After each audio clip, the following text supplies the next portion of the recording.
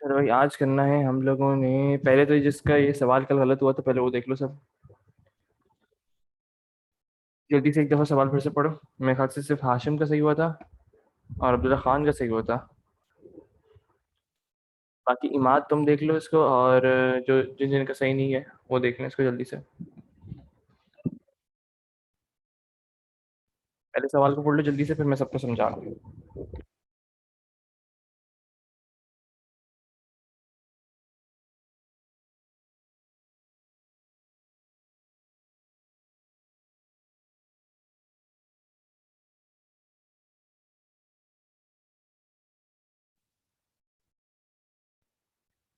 हो गया? सवाल पढ़ लिया? देखो, सबसे पहले वो कह रहा था कि आपने, देखो सवाल को जब तक तुम लोग गौर से नहीं पढ़ोगे ना, इमाद खास तौर पे सुन लो, और अहमद तुम भी गौर, हाँ सुनो। देखो, सवाल जो कर रहे हैं उनके मुताबिक चलोगे तो तुम लोगों को पूरा सवाल इतना आसान लगेगा कि हद ना। सबसे पहले उसने कहा यूजर विल इनपुट लोकेशन। क्या मतलब हुआ? कि भाई आपने इनपुट लेना है यूजर से।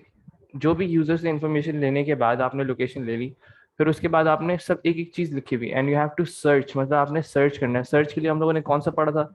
फॉर रीड पढ़ा था। मतलब जब भी सर्चिंग करनी है, कोई चीज ऐड नहीं करनी, इतना तो दिमाग चलाओ ना, कि अगर कोई चीज ऐड नहीं करनी या कोई चीज उसमें अपेंड नहीं करनी, तो आप बेसिकली क्या कर रहे हैं? उसको सिर्फ रीड कर रहे हैं। रीड करके आप डाटा ले रहे हैं उसका। तो बेसिकली जहां पे भी सर्च आए तो वो उसका मतलब क्या है? फॉर रीड लगेगा। सही, तुमने फाइल खोल ली for read, total equals to zero को भी अभी हम देख लेते हैं। अभी तक मैंने ये वाली लाइन समझाई, open file my name for read क्यों होगा। सही, फिर वो कह रहा है and you have to search that location, वो पर्टिकुलर लोकेशन जो कि दैट लोकेशन से। हाँ हाँ अली वाजिब, बस मैं एक दफ़ा जल्दी से जिन जिन का गलत हो गया था वो एक दफ़ा करवा के फिर आगे बढ़ते हैं। आज की जो फंक्शन एंड प्रोसीजर की क्लास है। सही। अच्छा, मैंने कहा you have to search that location. That location से क्या समझ आ रहा है? जो कि यूजर ने इनपुट दी है। एक एक चीज आइडेंटिफाई करो। सर्च करने कैसे सर्च कर सकते हैं? जाहिर सी बात है, सिलेक्शन स्टेटमेंट लगाओगे and then print the title. आपने सारा डाटा कहाँ है ये देखो पहले तो। सारा डाटा कहाँ है? एक पर्टिकुलर फाइल है जो कि माई म्यूजिक के नाम से। उसमें हर एक एक लाइन पे डाटा स्टोर हुआ हुआ है। आपने बेसिकली क्या करना है? हर एक लाइन का डाटा रीड करना है, उसमें से लोकेशन को एक्सट्रैक्ट करनी है, और जो यूजर ने आपको इनपुट करके दी है लोकेशन, उससे आप कंपेयर करेंगे। अगर कंपेयर ट्रू हो जाता है तो आपने क्या करना है? उस पर्टिकुलर लाइन का टाइटल प्रिंट करना है। जो देखो एक एक चीज लिखी हुई है। जहां देखो तुम लोग क्या कर रहे थे, इमाद तुम देखो तुमने क्या किया था कि सिर्फ उसका मुझे काउंट प्रिंट करके दे दिया, ये कुछ थोड़ी सी चीजें प्रिंट करके दे दी। देखो जब तक सवाल नहीं पढ़ोगे ना, मार्क्स हर एक एक चीज के होते हैं। मतलब क्या? प्रिंट द टाइटल कह रहा है, इस पर्टिकुलर सीडी का जिसकी लोकेशन मैच कर रही है, उसका तुम्हें टाइटल भी प्रिंट करना है, आर्टिस्ट का नाम भी प्रिंट करना है, और ये तीन चीजें बेसिकली प्रिंट होंगी। तो तुम्हें प्रिंट के अंदर सिर्फ एक चीज नहीं लिखनी थी, तीन चीजें अलग अलग लिखनी थी। टाइटल, आर्टिस्ट का नाम, और कितनी सीडीज, हाउ मेनी सीडीज का मतलब क्या हुआ? Total equals to zero, counting की जो टेक्निक होती है। उसके बाद अगर हम आगे देखें, सबसे पहला काम क्या करोगे? अब कोड को स्टडी करते हैं। सबसे पहला काम भाई, मैंने इनिशियलाइज कर दिया एक variable total equals to zero. क्यों इनिशियलाइज किया? ताकि मैं काउंटिंग कर सकूं, पहली चीज हो गई। फिर उसके बाद मुझे फाइल को खोलना पड़ता है, open file my music for read. ये खोलने के बाद आगे देखो, मैंने कहा यूजर से कि भाई इनपुट लोकेशन आप प्रिंट करो। इनपुट लोकेशन का क्या मतलब? ये बेसिकली मैंने उसको प्रॉम्प्ट किया है। प्रॉम्प्ट क्या होता है? कोई भी अगर इनपुट ले लें तो उससे पहले एक पर्टिकुलर मैसेज देना है कि भाई आप जो अब इनपुट का ऑप्शन आएगा उसमें आपने करना क्या है, इनपुट लोकेशन। तो इनपुट सीडी सर्च, बेसिकली मैंने एक सीडी सर्च एक मैंने एक ऐसा वेरिएबल बना लिया जहां पे भी जो भी लोकेशन वो डालेगा वो इस पर्टिकुलर वेरिएबल में स्टोर हो जाएगी। While not E O F my music, मैंने एक कंडीशनल कह लो लूप चलाया है। क्यों चलाया? क्योंकि मुझे मालूम नहीं है कि इस पर्टिकुलर फाइल में कितनी लाइंस हैं। तो बेसिकली ये चलता रहेगा, जैसे ही एंड ऑफ लाइन आएगी वो बाहर हो जाएगा। While not E O F my music. अब अहमद तुमने यहाँ पे किया हुआ था फॉर रीड, मुझे कुछ समझ ही नहीं आया ये क्यों किया तुमने। जल्दी से माइक खोल के बताओ यहाँ पे फॉर रीड क्यों लिखा था। कहाँ पे सर? न, वो देखो कोड जो तुमने मुझे भेजा था लास्ट टाइम। जी जी, क्या हुआ उसमें? सर फॉरवर्ड कहाँ लिखा था मैंने? देखो कोड देखो अपना। खोल। अम्म, जी सर, खोल लिया। ठीक है, खोल लो मैं अपने पास भी। अच्छा, मैंने वाइल वाली स्टेटमेंट के आगे लिख दिया। देखो वाइल वाइल के बाद तुमने लिखा है फॉर रीड। समझ आई? जी। चलो आगे देखते हैं। ये मतलब फॉर ईच यहाँ पे नहीं आएगा, बस वाइल नॉट ईओएफ आएगा और उसके अंदर म्यूजिक का फाइल। सही, ये कंडीशनल स्टेटमेंट सबको क्लियर है? आगे देखते हैं। अब मुझे सबसे पहले कोई भी अगर लाइन रीड करनी है तो मैं कौन सी स्टेटमेंट इस्तेमाल करता हूँ? Read file my music comma file data. File data क्या है? बेसिकली एक ऐसा वेरिएबल जहाँ पे जो भी लाइन का डाटा होगा वो सब जाके फाइल डेटा में स्टोर हो जाएगा। अब मैंने कहा if right file data comma eight equals to CD search, अगर पहले कंडीशन आएगी, ये सब याद रखें। राइट फाइल डेटा कॉमेट मतलब मैंने डायरेक्ट एक काम कर दिया, मैंने एक अलग से वेरिएबल नहीं बनाया लोकेशन के लिए। कौन चला गया? जिसको समझा रहा था वही चला जाता है यार, कसम खुदा की। यार अब्दुल्ला खान देखना जरा, ये इमाद कहाँ गया? Network issues. अल्लाह अकबर।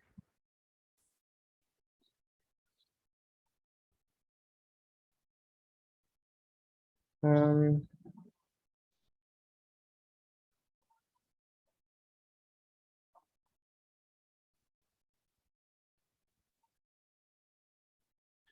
आज की जितनी मुश्किल क्लास है। चलो आ गया।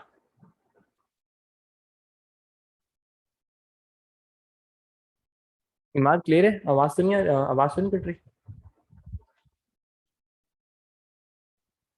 सर क्लियर है आ रही है। चलो बेहतरीन। सबसे पहले मैंने क्या किया, if right file data comma 8, ये बेसिकली मैंने इस पर्टिकुलर बिल्ट इन फंक्शन को इस्तेमाल किया। Right bracket file data comma 8।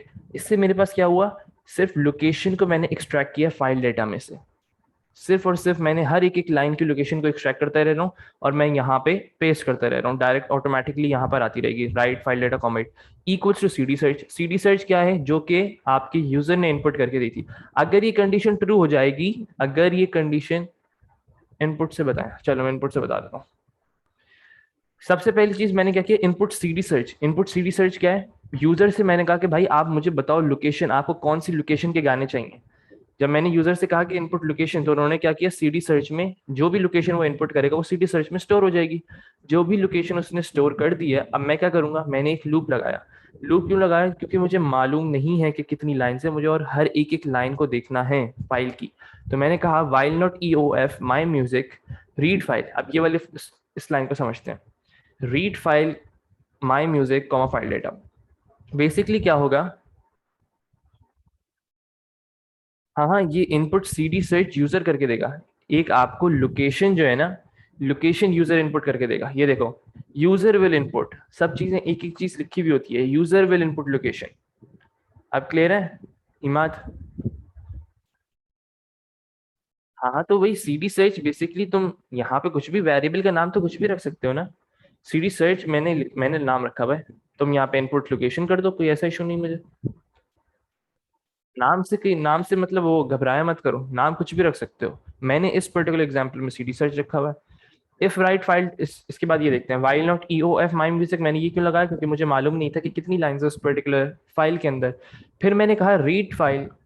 सबसे पहले मेरे पास डाटा हाथ में आएगा तो फिर मैं कुछ कर सकता हूँ उसके। तो मैंने क्या किया, मैंने एक रीड फाइल का वो किया, सिंटेक्स अप्लाई किया, और सारा डाटा कहाँ स्टोर करता गया, हर एक एक लाइन का डाटा फाइल डेटा में स्टोर होता गया। अब मैंने डायरेक्ट कंडीशनल स्टेटमेंट लगा दी, क्यों? ताकि मैं सर्च कर सकूं और कंपेयर कर सकूं। Search and compare.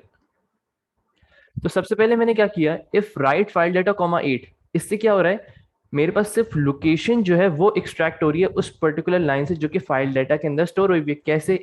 देखो, आखिरी के जो 8 कैरेक्टर्स थे वो बेसिकली लोकेशन के थे, तो मैंने वही किया। राइट फाइल डेटा कॉमा 8, जो भी लोकेशन होगी उस लाइन पे वो यहाँ पर आ जाएगी, और जो यूजर इनपुट करेगा वो सीडी सर्च के अंदर आ जाएगा। अगर कंडीशन ट्रू होगी, अगर कंडीशन ट्रू होगी तो फिर क्या करेगा, cd title is equal to left file data comma 40, cd artist इज इक्वल टू mid file data 41 comma 40, print cd title and cd artist। अब ये एंड क्या है बेसिकली, ये सब क्या है, ये कंकैटिनेशन कर रहा हूं मैं अलग अलग स्ट्रिंग्स की। और मैंने कहा total equals to total plus 1, end if end while print total and cd found close file my music. देखो टोटल को मैंने आखिर में क्यों किया, अगर मैं यहाँ पे प्रिंट टोटल कर देता ना, वो बार बार बार बार बार बार फालतू चीजें प्रिंट करता रहता। तो मुझे टोटल को हमेशा एंड में प्रिंट करना है। अली बाजी तुमने ये वाली गलती की भी थी। जल्दी से देखो ईमान, इसको स्टडी करो और मुझे बताओ अगर तुम्हें कोई मसला है इसमें।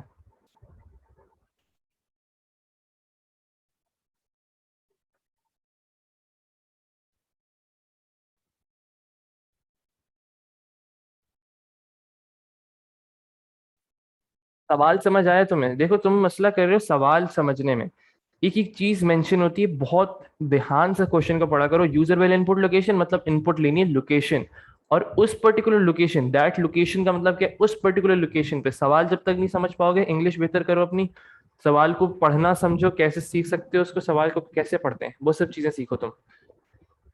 अब कोई मसला किसी को इस सवाल में?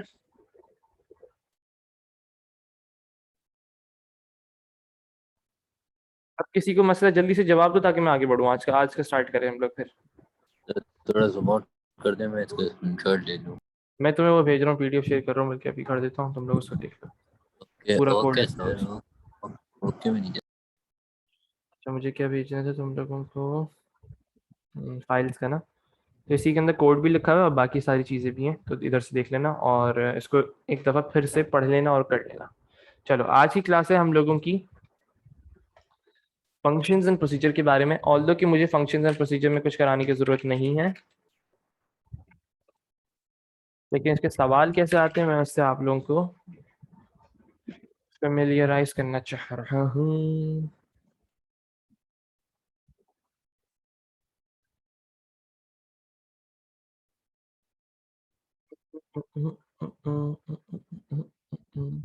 देखो फंक्शंस एंड प्रोसीजर बेसिकली क्या है, अब तक हम लोग जितने भी सवाल करते आए हैं ना, ये सारे सूडो कोड के, मतलब 1D एरे से जो हम लोगों ने सॉरी बेसिक प्रोग्रामिंग से लेके सिलेक्शन स्टेटमेंट और ये loops, 1D array, 2D array, files, ये सब बेसिकली क्या है, फंक्शंस एंड प्रोसीजर का ही पार्ट होता है। मतलब वो आपसे कहता है कि आप एक फंक्शन लिखो जिसमें ये चीजें हो रही हैं ऑटोमेटिकली। तो बेसिकली क्या होता है, आप लोगों को फंक्शंस और प्रोसीजर्स लिखने होते हैं। मैं आप लोगों को एक सवाल दिखाता हूँ इसका, ताकि आप लोग थोड़ा बहुत वो कर सकें, रिलेट कर सकें। अच्छा जी, पहले यहाँ से देखते हैं सवाल कोई एक, बल्कि स्टार्टिंग से ही स्टार्ट करते हैं इसको, यार टाइम नहीं ज़ाया करते इसको।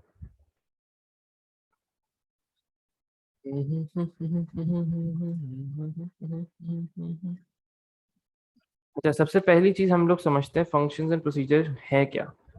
कोई भी मुश्किल चीज़ नहीं है, वैसे आपको इसका हेडर और फुटर देखना है, जो कि हम लोग कहाँ कर चुके हैं, स्ट्रक्चर चार्ट के अंदर हम लोग फंक्शंस एंड प्रोसीजर के हेडर्स देख चुके हैं। आप लोगों को बेसिक भी पता है कि भाई फंक्शन जो है वैल्यू रिटर्न करता है, प्रोसीजर जो है वैल्यू रिटर्न नहीं करता। अच्छा रिटर्न का मतलब ये नहीं होता कि प्रिंट करना, इससे कंफ्यूज मत हुआ करो कि अगर कहीं आउटपुट लिखा हुआ है या प्रिंट लिखा हुआ है तो आप समझ रहे हो कि भाई वैल्यू रिटर्न कर रहा है। रिटर्न और प्रिंट जो है दो अलग अलग चीजें हैं, इसको अपने दिमाग में बिठा लो। सही है, आज हम स्टार्ट करेंगे फंक्शंस एंड प्रोसीजर। इसको बेसिकली कहते हैं स्ट्रक्चर्ड प्रोग्रामिंग, इसको हम कहते हैं स्ट्रक्चर्ड प्रोग्रामिंग।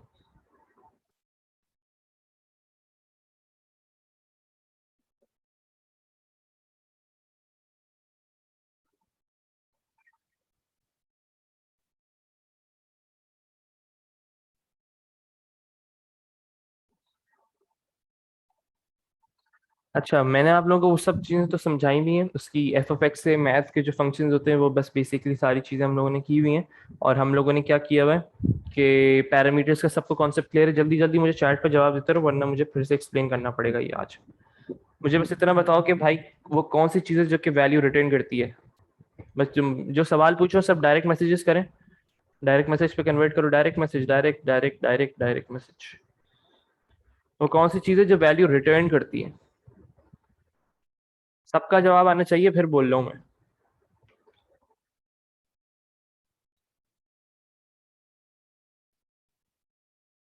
फंक्शन या प्रोसीजर? हाशिम, अहमद, अब्दुल्ला खान।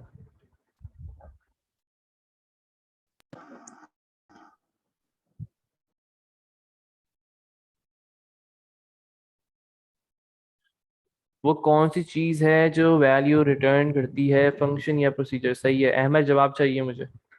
सही है। अब देखो अगर मैं कहूँ कि पैरामीटर्स क्या होते हैं, पैरामीटर्स सबको पता है, parameters are the values that are pass between modules. Parameters क्या होते हैं? Are the values that are pass between modules. अब मैं फिर से बता रहा हूँ, लेकिन फिर भी पैरामीटर्स का अगर तुम लोग को थोड़ा बहुत इशू हो रहा है तो हम इसको एक काम करते हैं, हेडर और फंक्शंस के साथ साथ ही सीख लेंगे पैरामीटर्स क्या होते हैं। तो मतलब मुझे उसके अंदर तो जाने की जरूरत नहीं है ना, कि मैथ के मैं तुम लोगों को फंक्शंस बना के वही सारी चीजें जो मैंने उसके अंदर की थी। जल्दी जल्दी जवाब दे दो मुझे चैट पे। एफ ऑफ एक्स वाला जो मैंने बताया था सारी चीज़ें, कि एफ ऑफ एक्स जो होता है वो बेसिकली फंक्शन होता है, एक्स जो है वो पैरामीटर होता है। हम एक ही पर्टिकुलर फंक्शन बना लेते हैं, मैं जल्दी से बस एक रिकैप करवा रहा हूँ। एक ही पर्टिकुलर फंक्शन बना लेते हैं, उसके बाद हम लोग बस पैरामीटर्स की वैल्यू चेंज करते रहते हैं, हमारे पास आंसर आता रहता है। हम पैरामीटर की वैल्यू चेंज करते हैं और फिर आंसर आ जाता है। तो बेसिकली क्या है, ये पैरामीटर्स हैं। पैरामीटर्स बेसिकली क्या होते हैं, एज अ इनपुट एक्ट कर होते हैं, एज एन इनपुट कर रहे होते हैं। सही है, मतलब हम लोग जो इनपुट ले रहे होते हैं, जिससे अभी तक, हाँ आज देखो तुम लोग का सिलेबस खत्म हो चुका है, कह लो तकरीबन 98% समझ लो तुम लोग का सिलेबस खत्म हो चुका है। मतलब अब कुछ उसमें कराने को है नहीं। बस हम लोग फंक्शन और प्रोसीजर के बस हेडर्स और फुटर्स देखने, और उसके सवाल कैसे आते हैं वो देखने। इतना कुछ है नहीं, और सवाल करवाने हैं मुझे, थोड़े बड़े क्वेश्चंस होते हैं इसके। वो आप लोग कैसे सवाल देते हैं वो मुझे दिखाना है तुम लोग को। चलो पहले हेडर और फंक्शन से स्टार्ट करते हैं, एक बस वो बेसिक चीजें लिख लो, फिर आगे बढ़ते हैं जल्दी जल्दी से। फंक्शन जो है वो वैल्यू रिटर्न करता है, ये सब पता चल गया आप लोगों को। रिटर्न्स अ वैल्यू, मैं ज़्यादा इन डेप्थ नहीं जाऊंगा। रिटर्न्स अ वैल्यू, प्रोसीजर जो होता है वो does not return a value.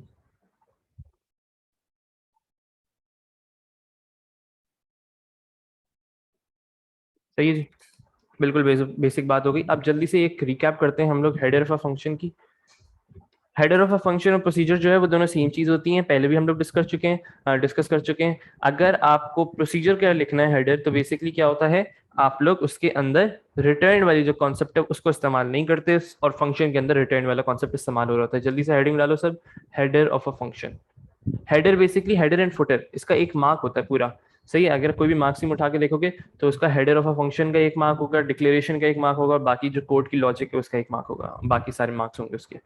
Header of a function मतलब प्रोसीजर भी है इसके अंदर इंक्लूडेड है, आप लोग आप समझ जाएंगे इतना तो। सबसे पहली चीज, फंक्शन का नाम आता है, सब हम लोग पढ़ चुके हैं, ये हम लोग स्ट्रक्चर चार्ट में कर चुके हैं, तो मैं इसमें थोड़ा सा स्पीड तेज रखूंगा। मेन सवाल की तरफ आएंगे हम लोग डायरेक्ट।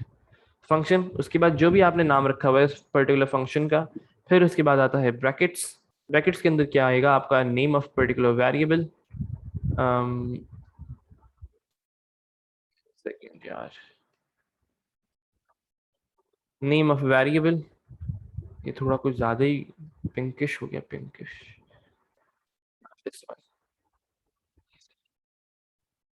नेम ऑफ वेरिएबल, और उस पर्टिकुलर वेरिएबल को आपने डेटा टाइप भी बतानी होती है। अगर ज्यादा पैरामीटर है, ये बेसिकली एक पैरामीटर हो गया। अगर दो दो दो सपोज कर लेते हैं पैरामीटर्स हैं, तो हम लोग क्या करेंगे, एक और नेम ऑफ वेरिएबल और उसकी डेटा टाइप, और ब्रैकेट क्लोज। इसके बाद अगर फंक्शन हो, सब गौर से सुने, अगर फंक्शन हो तो क्या लिखोगे, रिटर्न डेटा टाइप। जो भी ऑब्जेक्ट रिटर्न हो रहा है, अगर जगह ना हो तो यहाँ नीचे लिख देना, कोई ऐसा इशू नहीं है, यहाँ पे लिख दो रिटर्न डेटा टाइप। जो भी वेरिएबल का कंटेंट रिटर्न होगा उसकी डेटा टाइप आएगी, फिर बोल रहा हूँ डेटा टाइप आएगी, नाम नहीं लिखना। ये हो गया हेडर। अब बात करते हैं फुटर की। कभी भी फंक्शन को स्टार्ट किया करो तो उसको हमेशा एंड करना जरूरी होता है। एंड कैसे होगा, कुछ भी नहीं है, एंड फंक्शन कर दो बस। ये हो गया हेडर और फुटर, यहाँ पे मैं ब्रैकेट के अंदर लिख रहा हूँ फुटर। तो ये हेडर और फुटर सबको क्लियर है। और अगर प्रोसीजर होगा तो क्या कर दोगे, प्रोसीजर नेम, बाकी सारी चीजें सेम, रिटर्न हटा दोगे बस, और एंड फंक्शन की जगह क्या आ जाएगा, एंड प्रोसीजर। कोई मुश्किल चीज अब तक यहाँ तक।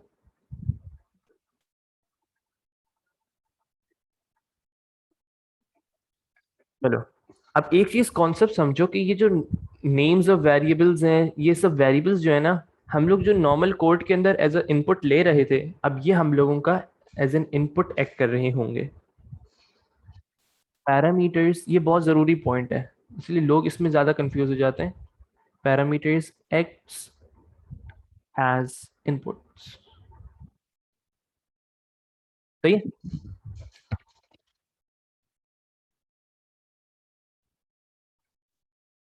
और देखो, सपोज करो एक बिल्कुल बेसिक फंक्शन से स्टार्ट करते हैं हम लोग।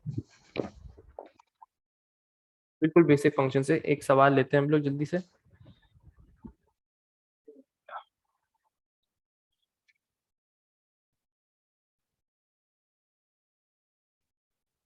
आओ जी, एक फंक्शन ले रहे हैं हम लोग स्क्वायर का, बिल्कुल बेसिक से स्टार्ट करेंगे। Write a function that take x as parameter and return its square. क्या मतलब हुआ? एक पर्टिकुलर फंक्शन लिखना है, अगर हम उसको वैसे समझें, एफ ऑफ एक्स से समझें, मैथ्स के अंदर F of X is equals to X square. मतलब अगर मैं एक्स के अंदर वैल्यू डाल रहा हूँ 2, तो मेरे पास आउटपुट क्या आएगा? जल्दी जवाब दो सब। 4 आएगा, जाहिर सी बात है। सही है। तो ये मुझे कुछ ऐसा फंक्शन बनाना है जिसके अंदर मैं, वो मुझसे ना एक फंक्शन लिखूं मैं ऐसे, स्क्वायर। स्क्वायर लिखने के बाद यहाँ पे मैं जो भी नंबर लिखूं ना, मेरे पास आउटपुट उसका स्क्वायर है। सही है। अब मुझे एक ऐसा पर्टिकुलर फंक्शन बनाने, कैसे बनाएंगे जल्दी देखते हैं। सबसे पहली चीज, हेडर और फुटर नहीं भूलना, दिमाग से नहीं निकलना चाहिए। तो सबसे पहला काम क्या करूंगा मैं, अपने फंक्शन को डिक्लेयर करूंगा, फंक्शन का हेडर बनाऊंगा। फंक्शन का हेडर बनाना हम लोगों ने सीख लिया। सबसे पहले लिखोगे फंक्शन, उसके बाद जो भी नाम देना चाहो फंक्शन को, सपोज करो मैं यहाँ पे नाम दे देता हूँ स्क्वायर। नाम देने के बाद क्या आता था? ब्रैकेट। अब देखो, एक्स जो है आपको बताने की जरूरत तो नहीं होती है अगर बाय वैल्यू आप पैरामीटर को पास कर रहे होते हैं। अगर बाय रेफरेंस पास कर रहे हैं उसको बताना जरूरी है। और वो कैसे बताते हैं? बाय रेफ। लेकिन इस सिनेरियो में बाय वैल्यू होगा, तो आपने क्या करना है? By val. जरूरी नहीं है ये, मैं सिर्फ आपको करके दिखा रहा हूँ कि ये पॉसिबिलिटी है। X colon name of variable आ गया, उसकी डेटा टाइप, डेटा टाइप क्या होगी एक्स की? जल्दी चैट पे जवाब दो सब। एक्स की डेटा टाइप क्या होगी? सही है, सबका सही जवाब इंटीजर होगी, जाहिर सी बात है, क्योंकि एक पर्टिकुलर नंबर का स्क्वायर करना है ना, तो उसकी डेटा टाइप क्या होगी? इंटीजर होगी। और कोई वेरिएबल पास हो रहा है इसके अंदर? सवाल में देखो जल्दी से, कोई और पैरामीटर जो कि पास हो रहा हो। पैरामीटर्स का पता कैसे चलता है? अभी कौन चला गया? हिमाद साहब भी गायब हो जाते हैं यार एक तो। पैरामीटर्स का पता कैसे चलता है? सवाल के अंदर मौजूद होता है ये, आपको कोई इतना सोचने की जरूरत नहीं है, बस आपको इतना हो कि आपको पता हो कि कैसे ढूंढ सकते हैं आप कहाँ लिखा हुआ है। वो हम लोग आज देख लेंगे कैसे करते हैं इसको। By val X colon integer bracket close. अच्छा, जो भी स्क्वायर होके नंबर आएगा, क्या उसकी डेटा टाइप क्या होगी? जाहिर सी बात है इंटीजर होगी जो भी आएगी। मतलब पैरामीटर तो 2 था तो वो भी इंटीजर था। आंसर इसका 4 आया तो वो भी इंटीजर है, तो रिटर्न इंटीजर। सही है, आगे बढ़े। अब देखो इसके अंदर मुझे कोई एक वो लिखना है, फंक्शन लिखना है, तो मैं क्या करूंगा, मैंने कहा स्क्वायर, सॉरी एस क्यू लिख देते हैं, एक वेरिएबल बना रहा हूं मैं एस क्यू के नाम से, is equals to X multiply by X, return S Q और एंड फंक्शन। पहले इसको देख लो फिर मैं समझाता हूँ ये एक्स की वैल्यूज कहाँ से आएंगी। अब देखो इस सिनेरियो में हमें सवाल ये आता है कि भाई ये एक्स की वैल्यूज कहाँ से आएंगी, पहले इनपुट लेंगे तो आएगी ना। सवाल क्या आ रहा है कि भाई ये एक्स की वैल्यूज कहाँ से आएंगी। देखो वो यूजर इनपुट करेगा, एज अ पैरामीटर पास करेगा, तो उसकी हम लोगों को फिक्र करने की जरूरत नहीं है। वो कहेगा स्क्वायर, पहले फंक्शन का नाम लेगा और बोलेगा 4, तो बेसिकली एक्स की वैल्यू जो है वो 4 बन जाएगी। बात समझ आ रही है? इसमें इनपुट लेने की जरूरत नहीं है मुझे। तो जो मेरा एक्स है वो बेसिकली एज एन इनपुट काम कर रहा होगा। तो हमने क्या समझा इससे कि इनपुट की जरूरत इसमें नहीं होती है। क्लियर है यहां तक?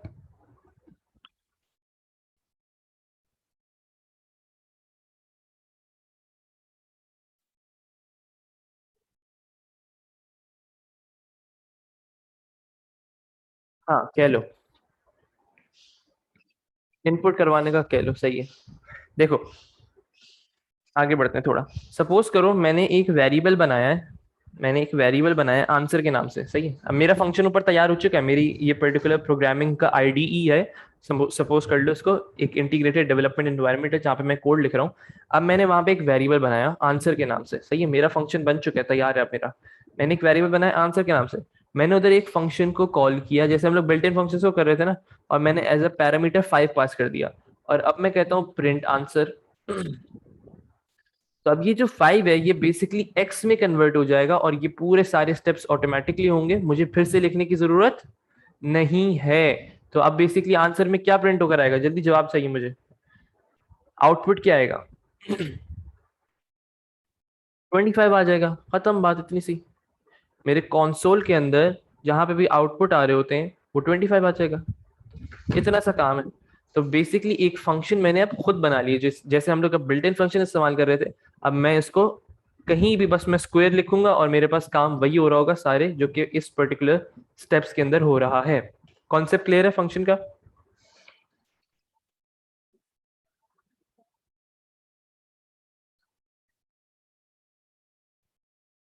हाँ, एंड फंक्शन के बाद ही कॉल करेंगे, जाहिर सी बात है। जरूरी नहीं है, मतलब जहां पे भी चाहो कर सकते हो, लेकिन एंड फंक्शन के बाद ही हो।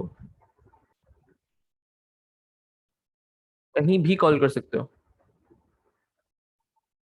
और वो कॉल करने को कहता नहीं है, मैं बस ये समझाने के लिए कर रहा हूँ। कॉल करने को कहेगा नहीं वो तुम लोगों से कि कॉल करो उसी पर्टिकुलर। हाँ, ये कह सकते हैं कि एक मॉड्यूल में से आंसर जो है वो दूसरे मॉड्यूल में इस्तेमाल होगा, वो हम देख लेंगे अभी सवालात। बस सिर्फ इतना कॉन्सेप्ट समझो कि उसको हम ऐसे कॉल कर सकते हैं, और आपका कोई भी फंक्शन बनाना है तो वो बेसिकली ऐसे फंक्शन बनेगा। यहाँ तक कोई मसला है तो मुझे बताओ, वरना मैं आगे बढ़ूँ या मैं फिर रिपीट करूँ इसको।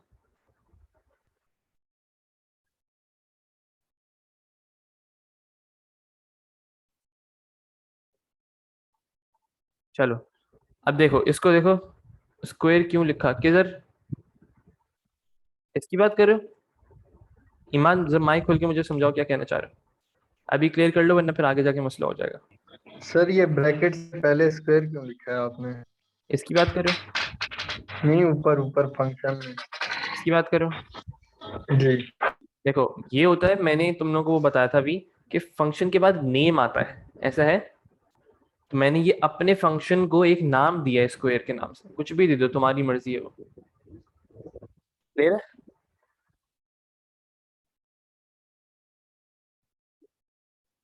इमाद क्लियर है, चलो बस बेहतरीन। अब इस चीज को देखो जल्दी से, एक दफा पढ़ लो इसको।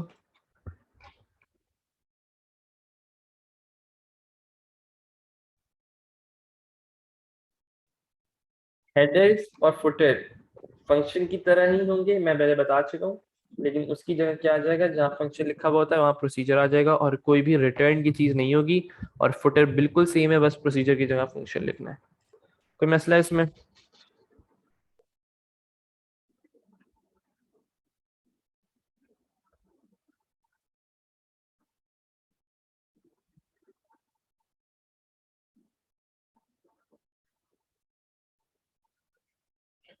सही है। अब आओ जी, बड़े सवालात देखते हैं इसके, डायरेक्ट जंप करते हैं हम लोग।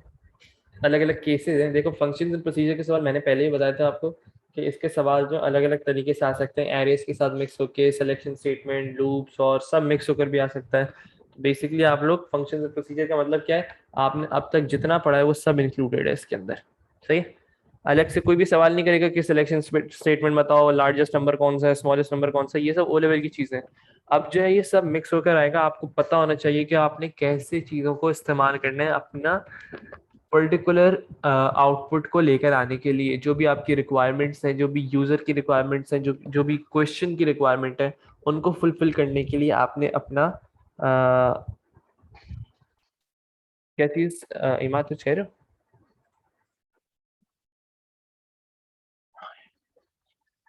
हेलो। अब एक सवाल देखते हैं, सबसे पहला केस देख रहे हैं हम लोग, function and procedure with arrays का। एरेज के साथ अगर सवाल मिक्सअप होकर आए तो कैसा आएगा?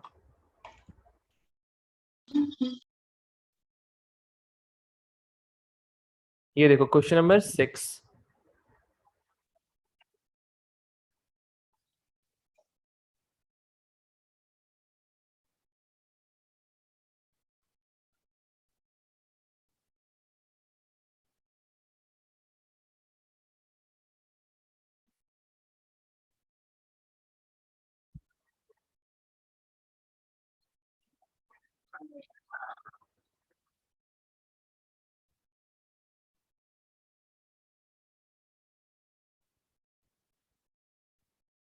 आओ भाई सवाल पढ़ो। देखो अब सब गौर से सुने। पहली चीज ये है कि आप लोग एक चीज अपने दिमाग में रख लो कि आप लोगों ने एक एक चीज पढ़ी हुई है। सही है। अब आप इतना कह सकते हैं कि आपने एक एक चीज डिटेल में स्टडी कर ली है। अब मेन चीज क्या है? अब इसको बेसिकली कहते हैं एप्लीकेशन।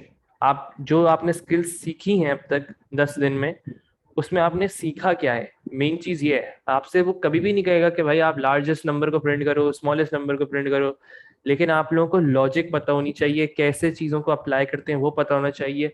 वो आपको प्रैक्टिस से आएगा। रियल वर्ल्ड प्रॉब्लम कैसे सॉल्व करनी है वो सब आप लोगों को सिर्फ और सिर्फ प्रैक्टिस से आएगा। क्वेश्चन नंबर 4 तक आप लोग इजीली पेपर को आप सॉल्व कर सकते हैं।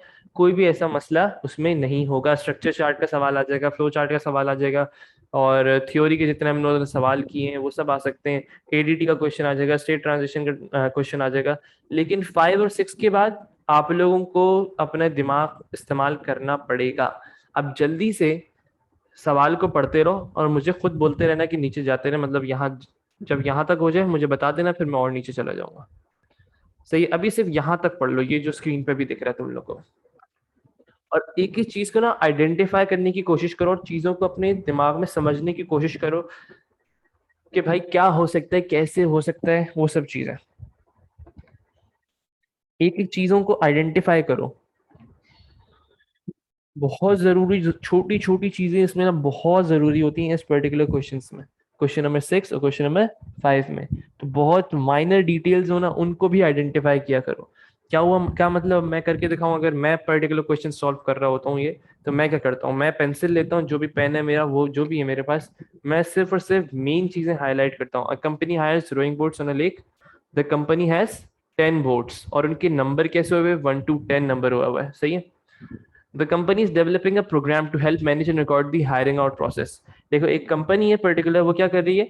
एक प्रोग्राम लिखना चाह रही है जिसमें वो हायरिंग, जो भी बुक को बोर्ड को हायर करेंगे उसके एक प्रोसेस को डील करने के लिए हायर करना, वो प्रोग्राम लिख रही है। सही है? आगे देखते हैं। Hire information. अब एक एक चीज को सबने गौर से पढ़ना है, फिर बोल रहा हूँ। Hire information is stored in 3 global 1D arrays. Global 1D arrays का क्या मतलब? आपको एरेज डिक्लेयर करने की जरूरत नहीं है। ग्लोबल 1D एरे का क्या मतलब होता है? कि आपको एरेज डिक्लेयर करने की जरूरत नहीं है, पहले से डिक्लेयर हुए हुए हैं और उसके अंदर डाटा स्टोर हुआ है। पहली चीज हो गई।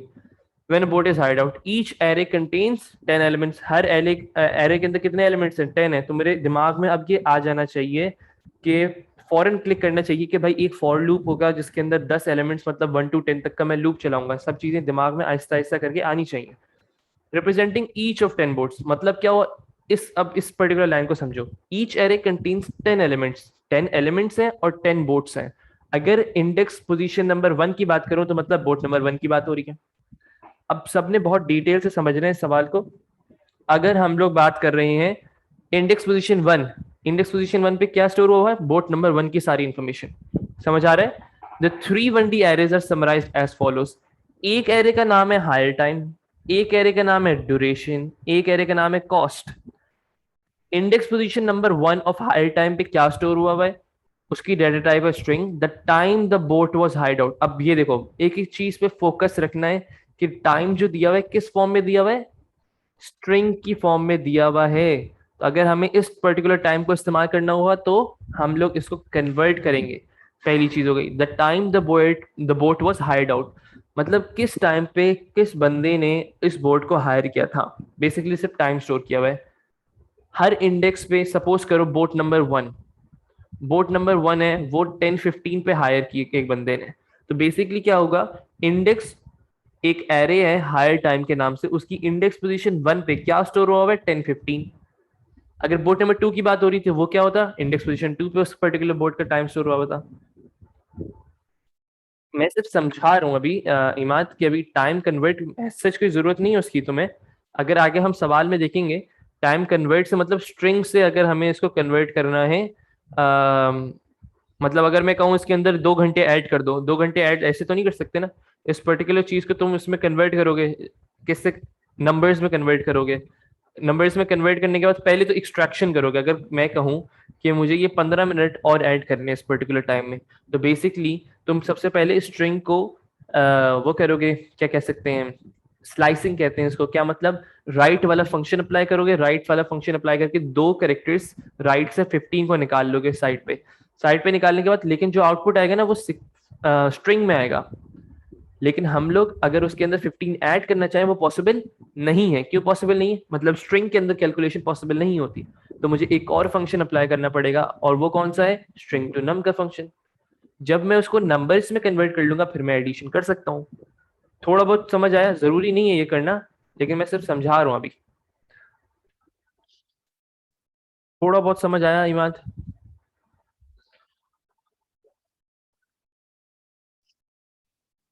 इमाद साहब ही गायब हो जाते हैं जो सवाल पूछ के ना भाई। चलो आगे देखते हैं। हायर टाइम बेसिकली एक पर्टिकुलर एरे है, उसकी डाटा टाइप स्ट्रिंग है, उसके अंदर क्या स्टोर हुआ भाई? The time the boat was hired out. आगे पढ़ो। अब ड्यूरेशन बेसिकली क्या है मेरे पास? हाँ, अब ड्यूरेशन क्या है मेरे पास? इंटीजर वैल्यू है, उसके अंदर क्या स्टोर हुआ भाई? The number of minutes of the hire. सही है, कि कितनी मिनट्स के लिए उसने हायर किया, the number of minutes of the hire. Suppose कर लो एग्जाम्पल डेटा वैल्यू भी उन्होंने दी हुई है कि एक बोट उन्होंने हायर की 10-15 पे, और उसकी ड्यूरेशन उन्होंने रखी हुई है कि भाई 40 मिनट तक के लिए मुझे बोट चाहिए। तो बेसिकली क्या है, वो यहाँ पे 40 मिनट लिखा हुआ होगा। इंडेक्स पोजीशन नंबर 1 पे अगर बोट नंबर 1 की बात हो रही है, इंडेक्स पोजीशन 2 पे अगर बोट नंबर 2 की बात हो रही है। कॉस्ट देखते हैं। कॉस्ट एक एरे है जिसमें the cost of the hire, और इसकी डेटा टाइप क्या है? Real. Cost of the hire के कितने पैसे लगेंगे उन्होंने बता दिए, वो बता दी कि भाई एग्जाम्पल डेटा वैल्यू भी दे दी। ये 3 एरे समझ आए सबको?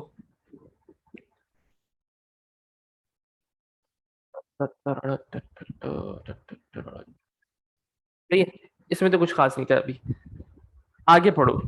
देखो कोई लाइन इसमें स्किप नहीं करनी, क्वेश्चन नंबर 5 और क्वेश्चन नंबर 6 में। फिर बोल रहा हूँ, सब गौर से सुन लें। कोई लाइन स्किप नहीं करनी है, क्या मतलब है? इस देखो इस पर्टिकुलर लाइन को अगर स्किप कर दिए ना, तुम लोग के आराम से 2 से 3 मार्क जा सकते हैं इसमें। फिर सुन लो, कोई भी लाइन स्किप नहीं करनी है। पढ़ो इसको, चलो।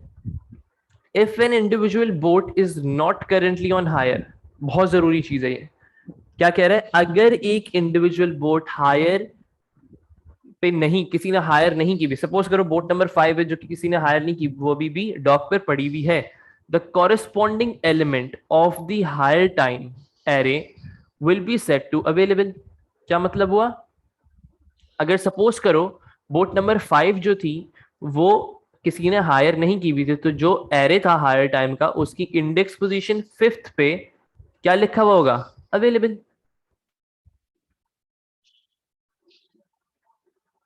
समझ आई? बहुत जरूरी लाइन है ये। अगर कोई पर्टिकुलर बोट किसी ने हायर नहीं की भी, तो उससे corresponding element of the hire time array के अंदर क्या स्टोर हुआ होगा? अवेलेबल। आगे बढ़ते हैं। अब देखो ये जो है मॉड्यूल्स हैं, मॉड्यूल्स हम लोगों ने क्या पढ़े थे? सबको याद है? जल्दी से मुझे चैट पे जवाब दो, मॉड्यूल्स क्या होते हैं? चैट पे जवाब जल्दी जल्दी, या माइक खोल के जवाब देना, माइक खोल के जवाब दे दो। मॉड्यूल्स क्या होते हैं?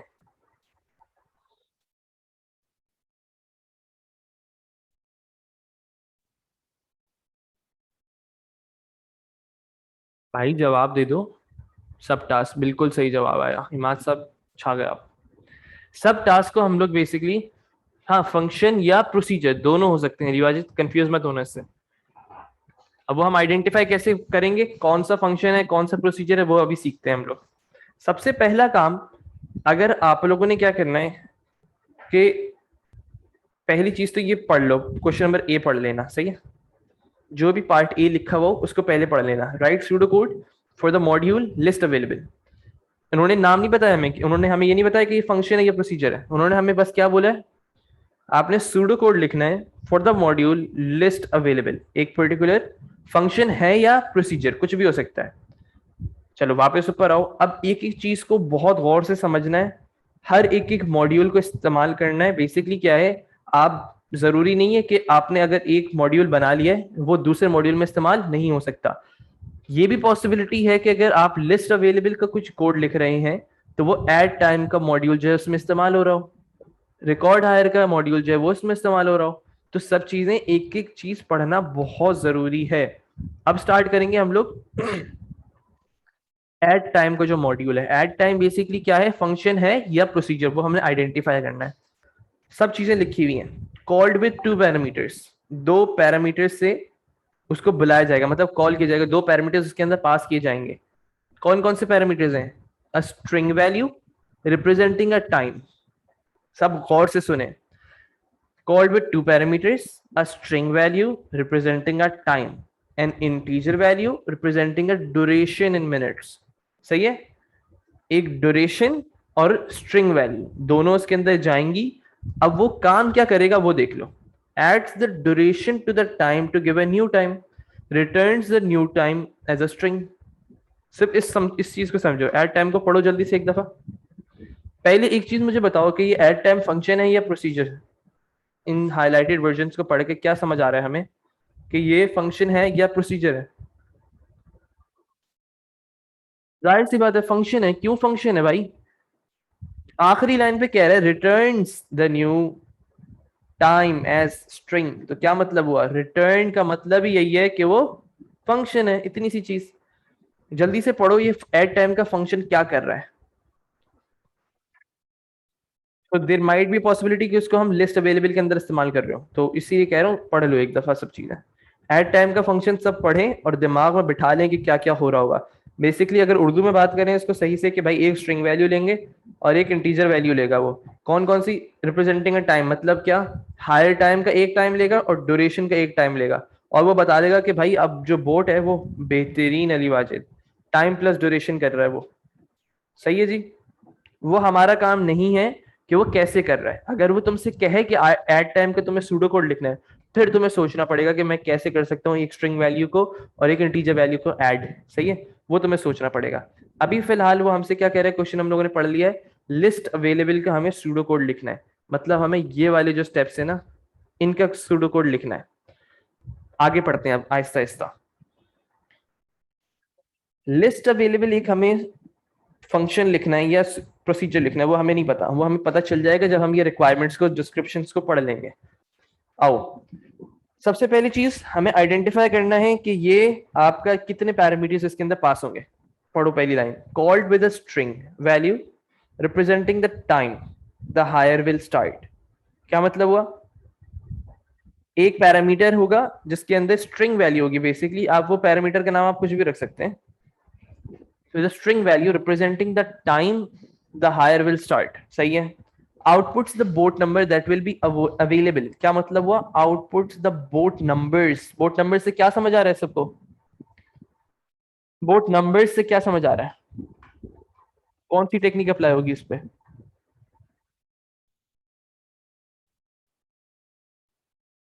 boat numbers से क्या समझ आ रहा है? output the boat numbers that will be available। बेहतरीन अली वाजिद, काउंटिंग की टेक्निक इस पे अप्लाई होगी। output the boat numbers that will be available for hire at the given start time। सही है। उस पर्टिकुलर स्टार्ट टाइम पे कितनी बोट्स अवेलेबल हैं। अब boat will be available for hire if it is either. अब देखो ये बहुत जरूरी कंडीशंस है। वो क्या कह रहा है? एक पर्टिकुलर बोट अवेलेबल होगी हायर करने के लिए अगर दो कंडीशंस ट्रू हो रही हैं। कौन कौन सी कंडीशन?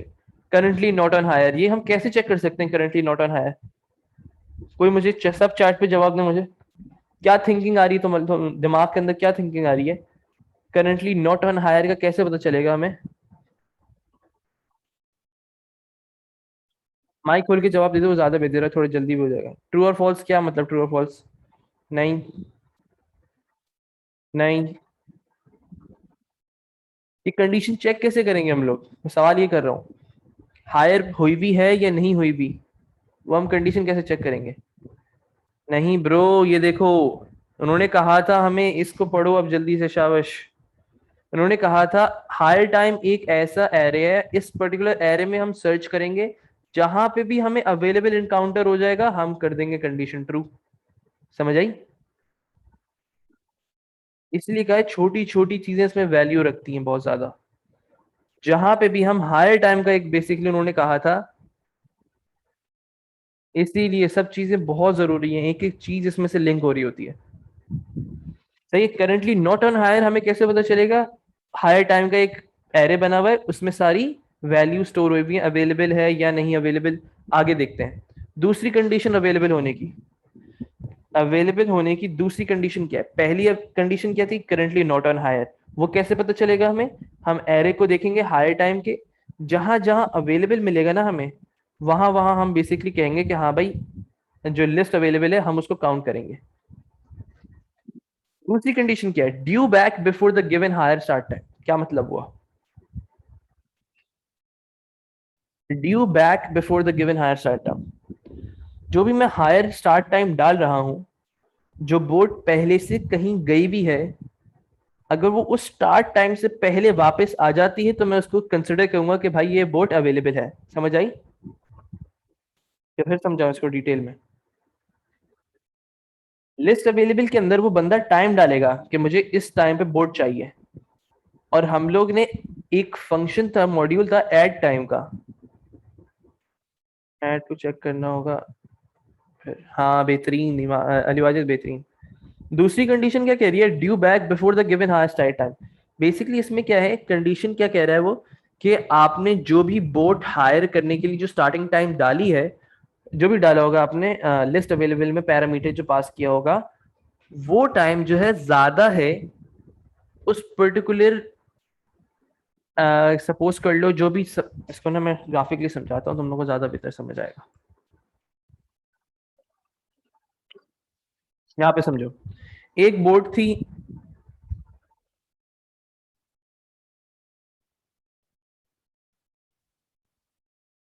एक बोट थी जो कि वापस आनी थी, ये पर्टिकुलर डॉक है, सही है। ये बोट थी जो कि वापस आनी थी, कितने बजे?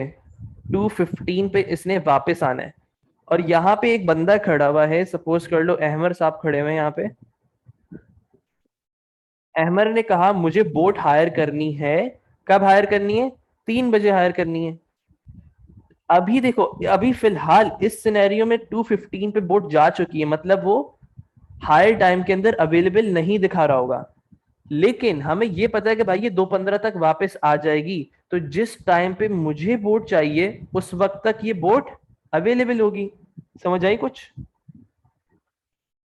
जिस टाइम पे मुझे बोट चाहिए उस टाइम पे ये बोट अवेलेबल होगी, इतनी सी चीज है। बेहतरीन। आगे पढ़ते हैं इसको। Outputs the number of each boat available, सही है। Outputs the total number of boats available और सूटेबल मैसेज। सूटेबल मैसेज का सबको याद आ रहा है? ये सब हम लोग प्रैक्टिस कर चुके हैं। Suitable message, if there are none, अगर नहीं है तो एक प्रॉपर सूटेबल मैसेज दो कि भाई there are no more boats available, ऐसे करके एक एक चीज का इसमें। अब आप खुद सोचो कि क्या आप लोग अपने दिमाग, सबसे पहले काम ये किया करो, एक रफ स्केच अपने दिमाग के अंदर बना लिया करो कि भाई कोड मेरा कैसे चलेगा। अगर मैं इसमें इफ स्ट्रक्चर लगाऊंगा तो कैसे लगाऊंगा, अगर मुझे काउंटिंग करनी है तो मुझे सबसे पहले इसका एक काउंटिंग के लिए एक ऐसा वेरिएबल चूज करके रखना है पहले से ही।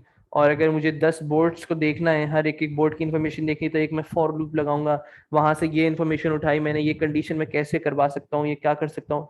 ये सब चीजें आपके दिमाग में होनी चाहिए। अब इसके लिए आप लोगों का दिमाग तेज होना पड़ेगा, और ये वो कैसे होगा? सिर्फ और सिर्फ प्रैक्टिस और प्रैक्टिस से, बस। कोई और इसका हल नहीं है। अगर आपको मैं ये सवाल करके दूंगा, आप कहोगे कि मुझे समझ आ गई, सही है, कोई ऐसा मसला ही नहीं होगा समझने में, आप लोगों को सब सही लगेगा कि हाँ भाई इतना बच्चों वाला सवाल है, कुछ भी नहीं। खुद करने बैठोगे तुम लोगों की हालत हो जाएगी खराब। तो मेन चीज का कहना चाह रहा हूं कि ये ऐसे सवाल तुम लोगों ने खुद प्रैक्टिस करने हैं, किसी और पे रिलाय नहीं करना। जब तक तुम लोग लॉजिक को बनाना नहीं सीखोगे ना, तो फायदा कुछ भी नहीं है। अब इसका कोड स्टार्ट करते हैं। हम लोग को वो कह रहा है, रिकॉर्ड हायर को देख लो एक दफा जल्दी से सब लोग। ऑल दो इस पर्टिकुलर क्वेश्चन में हम लोगों ने इस्तेमाल नहीं करना। रिकॉर्ड हायर को देखो जल्दी से। Called with 4 parameters. अच्छा मुझे एक जल्दी से सब जवाब दें कि क्या ये लिस्ट अवेलेबल प्रोसीजर है या फंक्शन?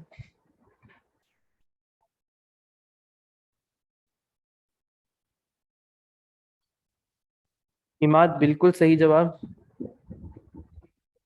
मैंने फिर पहले ही कहा हुआ है कि इसको कंफ्यूज मत करना कोई भी, रिटर्न और आउटपुट को। तो ये प्रोसीजर है। बेहतरीन जवाब आ रहा है सबका। क्लियर हो गया?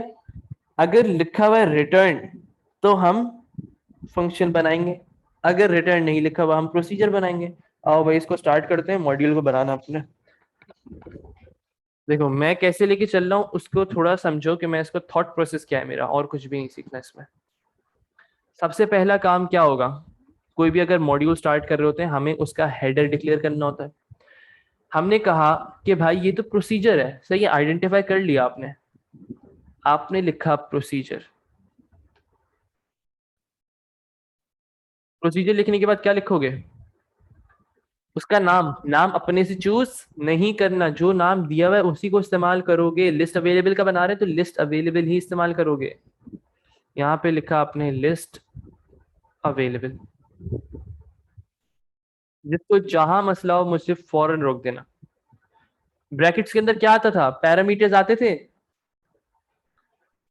ब्रैकेट्स के अंदर पैरामीटर्स आते थे। हमने देखा भाई कितने पैरामीटर जा रहे हैं, एक ही पैरामीटर जा रहा है जिसकी डेटा टाइप होगी स्ट्रिंग। हमने कहा अपने से नाम दे दिया इस पैरामीटर को, जो कि दे दिया स्टार्ट टाइम। और उसकी डेटा टाइप क्या है? Called with a string value representing the time the hire will start. मैंने यहाँ पे लिख दिया डेटा टाइप उसकी स्ट्रिंग। क्या मैं यहाँ पे रिटर्न करके लिखूंगा कुछ?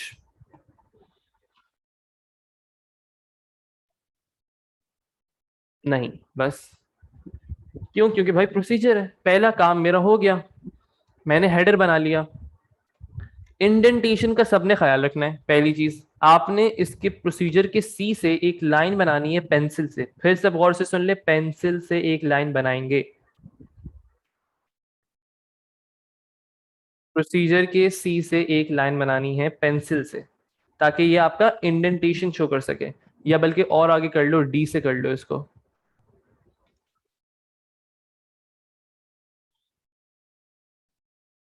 ये प्रोसीजर से ही कर लिया करो भाई, या फिर वो जगह कम हो जाएगी, मसला होगा।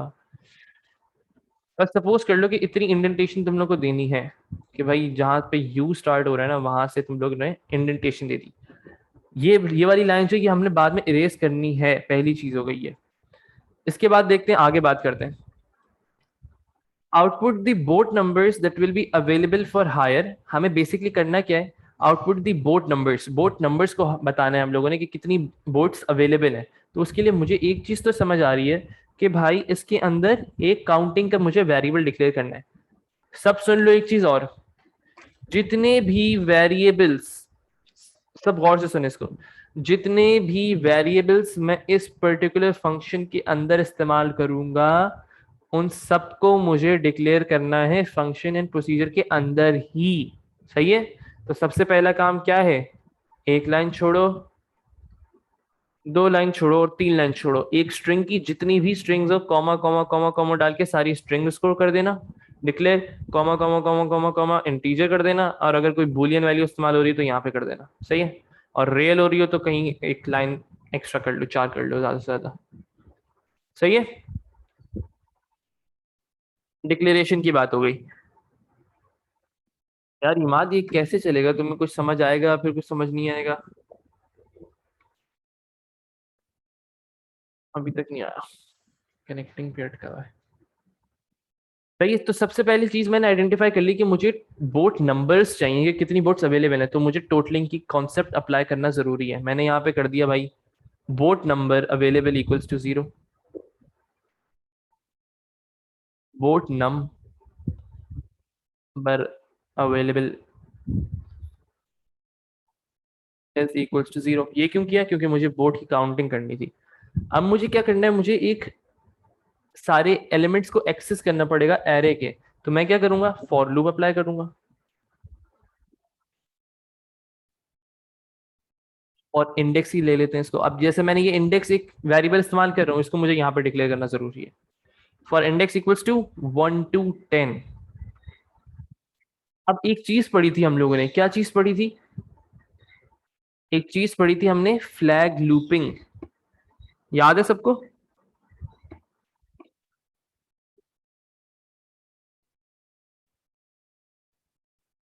मैंने स्टार्टिंग में एक वेरिएबल बनाया,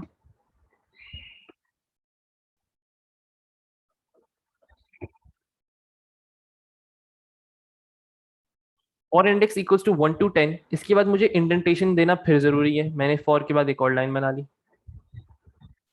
अब मैंने यहां से काम स्टार्ट किया अपना। सबसे पहला काम मैं क्या करूंगा, मैंने एक वेरिएबल बनाया है, बूलियन वेरिएबल अवेलेबल के नाम से, इक्वल्स टू फॉल्स। पहले मैं पूरा कोड लिख कर दे रहा हूं आप लोगों को, फिर इसको हम लोग आहिस्ता आहिस्ता समझेंगे। सबसे पहली चीज मुझे चेक करना है, अवेलेबिलिटी कैसे काउंट कर सकता हूं मैं।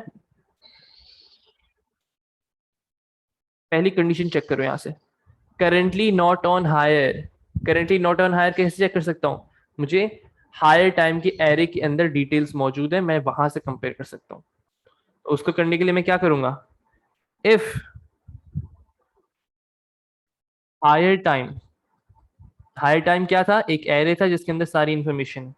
इफ हायर टाइम इंडेक्स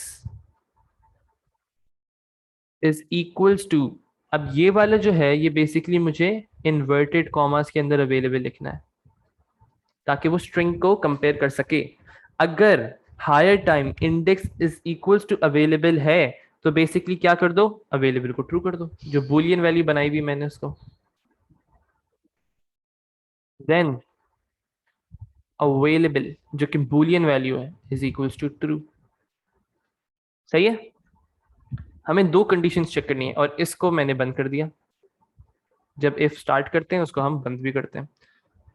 इसके बाद देखते हैं, अच्छा एक सेकंड रुको, कोई और कंडीशन अप्लाई करनी है हम लोगों ने यहाँ पे।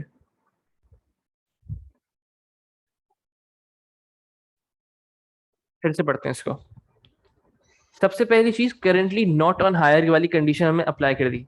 अगर ये कंडीशन फॉल्स हो तो क्या फिर भी पॉसिबिलिटी है कि वो हमारी बोट अवेलेबल होगी, मुझे चैट में बस इतना जवाब दो। अगर पहली कंडीशन फॉल्स हो रही है कि वो हायर टाइम के अंदर मुझे नहीं मिला, तो क्या ये पॉसिबिलिटी है कि वो मेरे लिए अवेलेबल हो।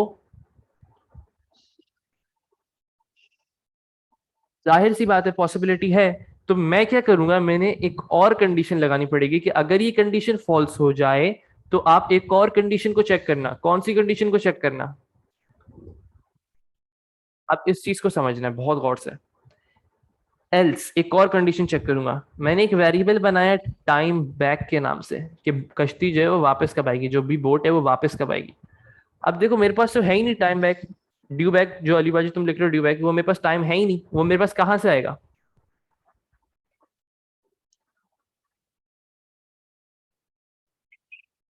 कहाँ से आएगा मेरे पास ये टाइम बैक।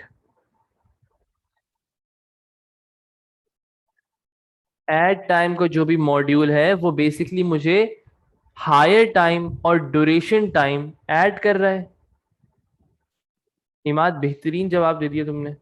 ऐड टाइम का मॉड्यूल अप्लाई करूंगा, उसके अंदर मैं hire time as an input value दूंगा और ड्यूरेशन उसको मैं 30 की दूंगा, मतलब उसी पर्टिकुलर एरे की जो इंडेक्स पोजीशन होगी। मैं जब ये दे दूंगा उसको 10 15 और 30 दूंगा तो वो मुझे ऐड करके दे देगा टाइम, फिर उस टाइम को मैं कंपेयर कर लूंगा। कॉन्सेप्ट समझ आ रहा है।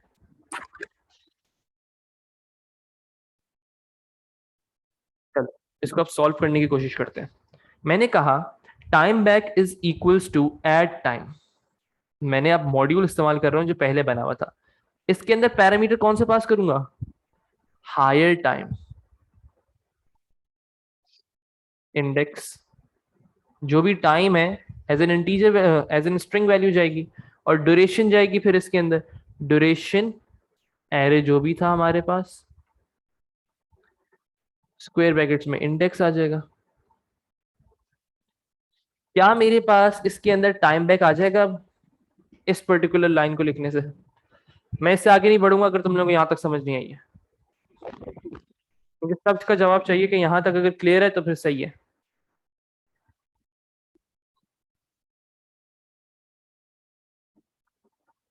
रिटर्न क्यों लगाएंगे इमाद, माइक खोल के मुझे भी क्लियर करो इसको।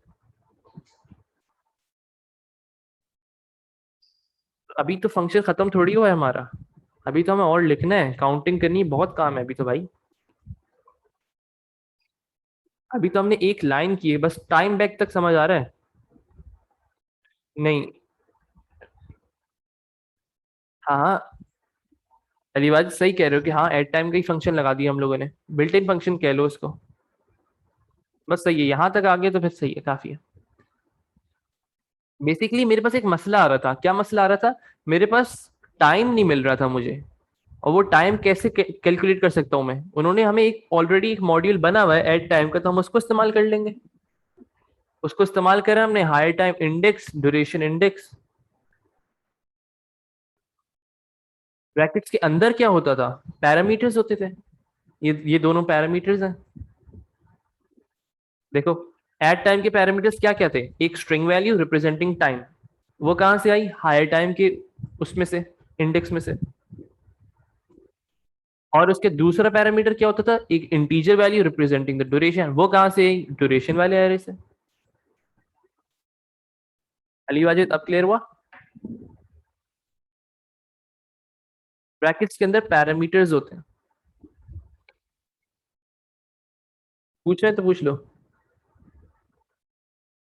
हाँ मैं, हाँ हाँ जाहिर सी बात है, मैंने एरे के इंडेक्स की फॉर्म में लिख दिया। या तुम एक काम करो, अगर तुम्हें इतनी लंबी करनी है तो टाइम बैक को, इसको एक काम करो, नीचे ले जाओ। पहले यहाँ पे लिखो हायर टाइम का एक वेरिएबल बनाओ, उसके अंदर तुम हायर टाइम वाला इंडेक्स का जो भी होगा उसकी वैल्यू स्टोर करोगे। फिर एक और तुम वेरिएबल बनाओ जिसके अंदर तुम ड्यूरेशन स्टोर करोगे, फिर उसको यहाँ पे पास कर दो। हमने डायरेक्ट कर लिया ताकि हम एक लाइन बचा सकें, 2 से 3 लाइनें बचा सकें। बेहतरीन हो गया जी। सही है, दो कंडीशंस लगाना जरूरी है। पहली कि भाई अगर हायर टाइम में है तो फिर तो भाई हमें मजा ही आ गया कि भाई डायरेक्ट वो करेगा अवेलेबल, तो हमने एक फ्लैग बनाया हुआ था अवेलेबल इक्वल्स टू ट्रू कर दिया उसको। एल्स क्या किया? Time back equals to add time hire time index comma duration. सही है। अब देखो, इसके बाद मैंने एक कंडीशन लगानी है। एल्स के अंदर ही काम हो रहा है ये सारा। If time back is less than start time. अब ये स्टार्ट टाइम कहां से आया भाई? ये तो हमने इनपुट ही नहीं लिया। कौन बताएगा ये स्टार्ट टाइम कहां से आया मेरे पास?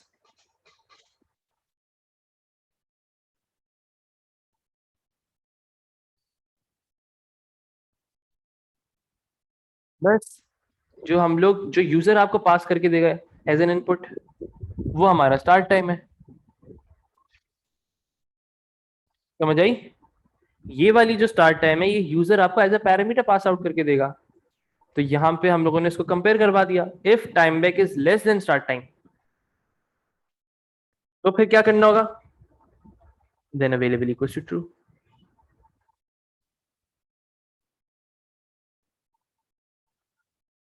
और अगर ये दोनों कंडीशन फॉल्स हो जाएंगी, तो अवेलेबल फॉल्स ही रहेगा। इसको भी एंड इफ किया मैंने, और एक बाहर वाला इफ था उसको भी एंड इफ कर दिया। अब देखो मुझे करना क्या था? अगर बोट अवेलेबल, हाँ ये एल्स इफ ही था, कह लो ये एल्स इफ ही है।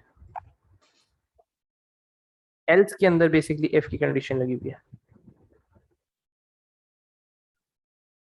सही है अली, क्लियर है? मैंने दो कंडीशंस लगा दी। पहली कंडीशन लगाई, अगर हायर टाइम इंडेक्स में अवेलेबल लिखा हुआ है तो भाई अवेलेबल को ट्रू कर दो। और दूसरी कंडीशन लगाई, अगर नहीं लिखा हुआ तो एक और कंडीशन चेक करो। कौन सी कंडीशन चेक करो? अगर टाइम बैक उसका लेस देन स्टार्ट टाइम है तो अवेलेबल को ट्रू कर दो। एंड इफ कर दिया। अब मुझे आउटपुट क्या क्या करना था, मैंने वो जाके देखा भाई। मेरे पास पता तो चल गया कि कौन कौन सी बोट्स अवेलेबल है। अब मुझे आउटपुट क्या करना है? सबसे पहली चीज आउटपुट करनी है the boat numbers that will be available. पहली चीज, आगे देखते हैं। Output the numbers of each boat available. क्या मतलब हुआ? कि भाई कौन सी बोट नंबर अवेलेबल है आपके पास, समझ आ रही है? तो इसमें क्या आउटपुट करेंगे, कुछ आइडिया किसी को? अगर मुझे बोट नंबर चाहिए तो कौन सी बोट नंबर किस वेरिएबल में स्टोर हुआ होगा? कौन बताएगा? सोचो इसको जरा। नहीं, अब्दुल्ला खान गलत। बोट नंबर बेसिकली क्या रिप्रेजेंट कर रहा है इस पर्टिकुलर सिनेरियो में? नहीं नहीं नहीं नहीं नहीं, तुम लोग ऊपर ऊपर से कुछ भी नहीं है, रिलेटेड नहीं है ऊपर से। आउटपुट दी बोट नंबर, उस पर्टिकुलर बोट नंबर चाहिए मुझे कि भाई 5वीं बोट थी, ये 6ठी बोट थी, देखो हमने ऊपर एक चीज पढ़ी थी, क्या पढ़ी थी? Boats are numbered from 1 to 10। बेहतरीन इमाद, छा गए तुम। जो भी इंडेक्स पोजीशन है उसको प्रिंट कर देंगे हम लोग। बेहतरीन, छा गए भाई। जो भी इंडेक्स पोजीशन है वो बेसिकली बेहतरीन अली वाजिद, इंडेक्स पोजीशन को ही आपने प्रिंट करना है ना। तो वो इंडेक्स क्या रिप्रेजेंट कर रही है? बोर्ड का नंबर रिप्रेजेंट कर रही है। क्लियर है यहां तक?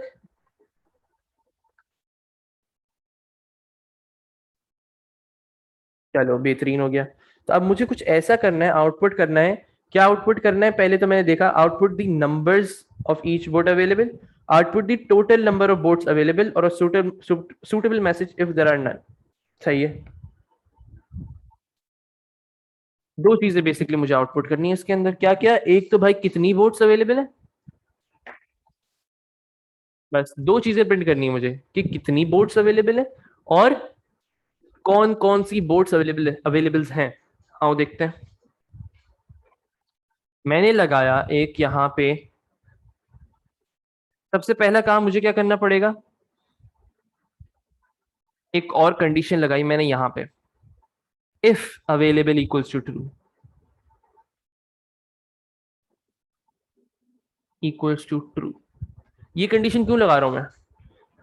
देखो अगर मेरी कंडीशन मीट करेगी जब ही जाके अवेलेबल की वैल्यू ट्रू हो रही है तो मैंने कंडीशन लगा दी, वरना अवेलेबल की वैल्यू क्या है? फॉल्स रहेगी। तो अगर अवेलेबल की वैल्यू ट्रू है तो फिर मुझे क्या करना है? देन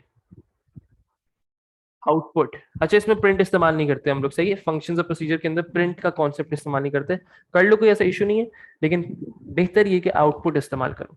आउटपुट सबसे पहले बोट मैंने एज अ स्ट्रिंग वैल्यू दी, कॉमा इंडेक्स। इंडेक्स क्या है? एक वेरिएबल है जहां पे बोट नंबर लिखा होगा, बोट नंबर 1, बोट 2, बोट 3 ऐसे करके लिखा आ रहा होगा। इज अवेलेबल, इज अवेलेबल को कैसे लिख सकता हूँ? इन्वर्टेड कॉमर्स में लिख दिया। ये सब मैं एक सूटेबल मैसेज क्रिएट कर रहा हूँ। इज अवेलेबल, तो boat 5 is available, boat 6 is available, boat 4 is available, ऐसे करके आता रहेगा अगर कोई भी अवेलेबल हुई तो। और मुझे क्या करना पड़ेगा? अगर अवेलेबल इक्वल टू ट्रू हो तो मुझे बोट नंबर्स भी तो काउंट करने हैं, काउंटिंग भी तो करनी है। वो मैं कहाँ करूंगा? यहाँ पे करूंगा। Boat num available equals to boat num available.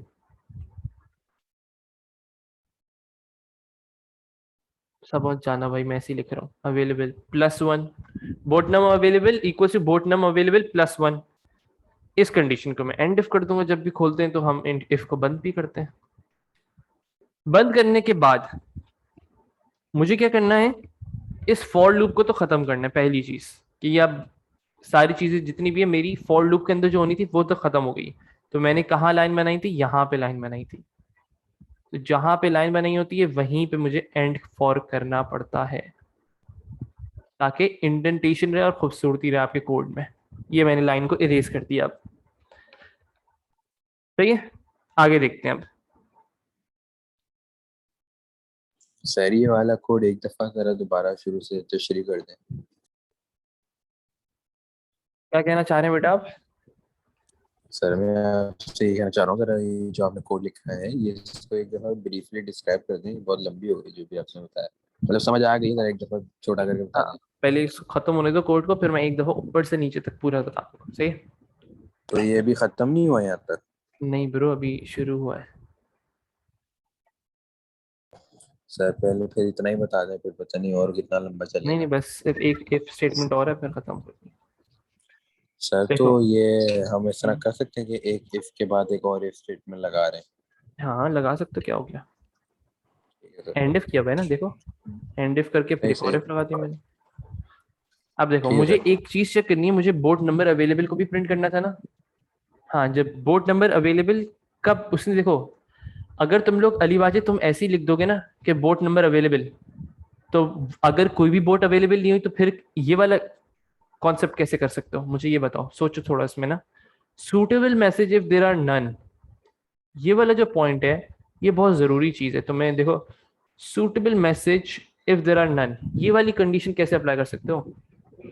अगर नहीं है, अगर का कॉन्सेप्ट आ रहा है, अगर नहीं है तो फिर एक पर्टिकुलर मैसेज पिछले if, नहीं अब तुम एक इफ स्टेटमेंट लगाओगे, मतलब इतना तो कंफर्म हो जाना चाहिए इससे कि इफ स्टेटमेंट तो लगेगी। कैसे इफ स्टेटमेंट लगेगी वो देखते हैं। मैंने कहा if boat num if boat num available is greater than 0 then अगर greater than 0 है तो आउटपुट क्या करना है? देर आर एक सुटेबल मैसेज जरूरी है. आउटपुट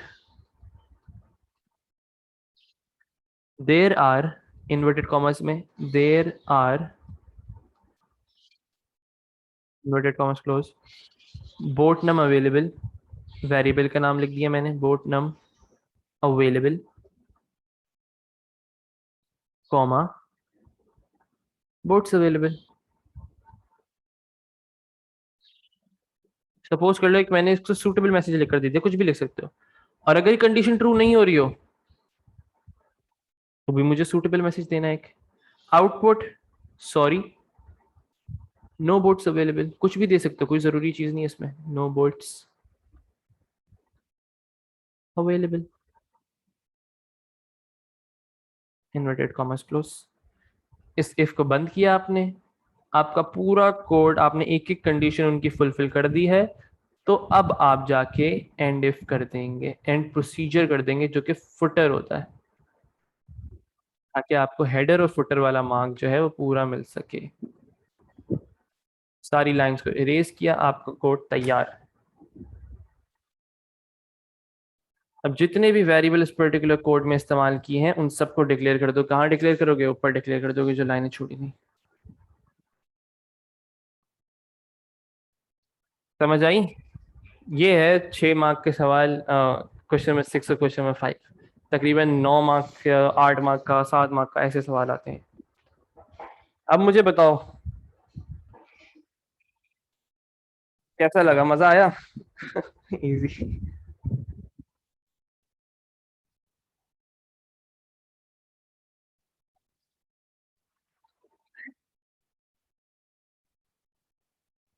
अब जितनी चीजें हमने स्टडी की हैं वो अप्लाई करना आनी चाहिए.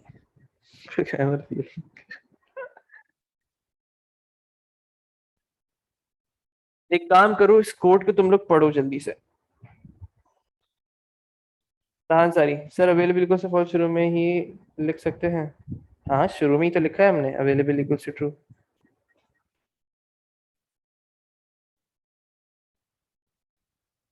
सर थोड़ा बड़ा तो कर दें, पढ़ा नहीं जा रहा.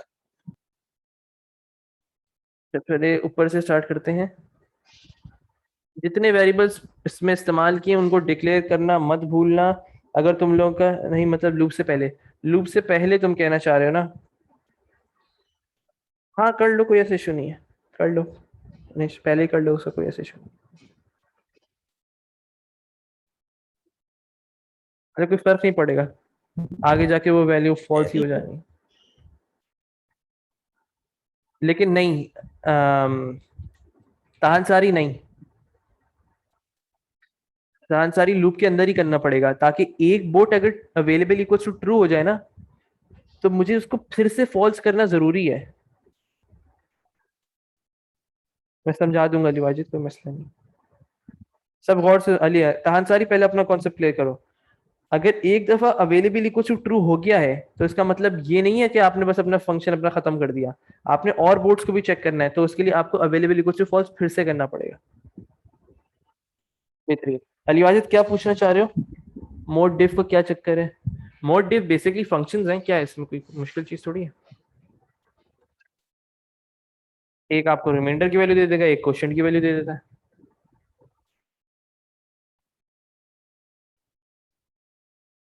अगर कोई ऐसा सवाल आया मोड डिफ का तो फिर वो तुम्हें अपेंडिक्स के अंदर दे देगा फंक्शंस. कोई ऐसा मुश्किल चीज नहीं है इसके अंदर. समझ आया?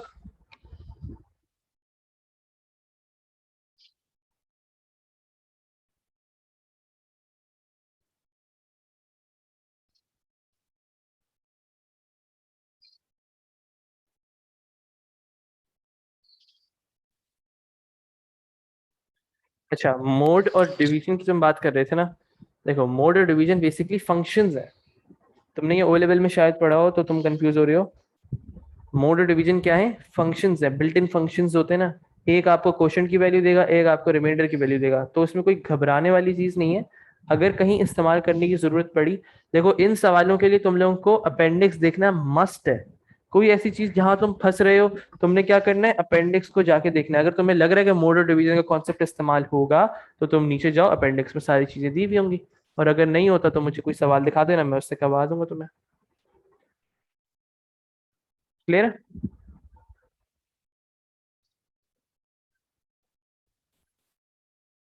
जल्दी से कोड पढ़ो सब, मुझे बोलते रहना, मैं नीचे करता रहूंगा।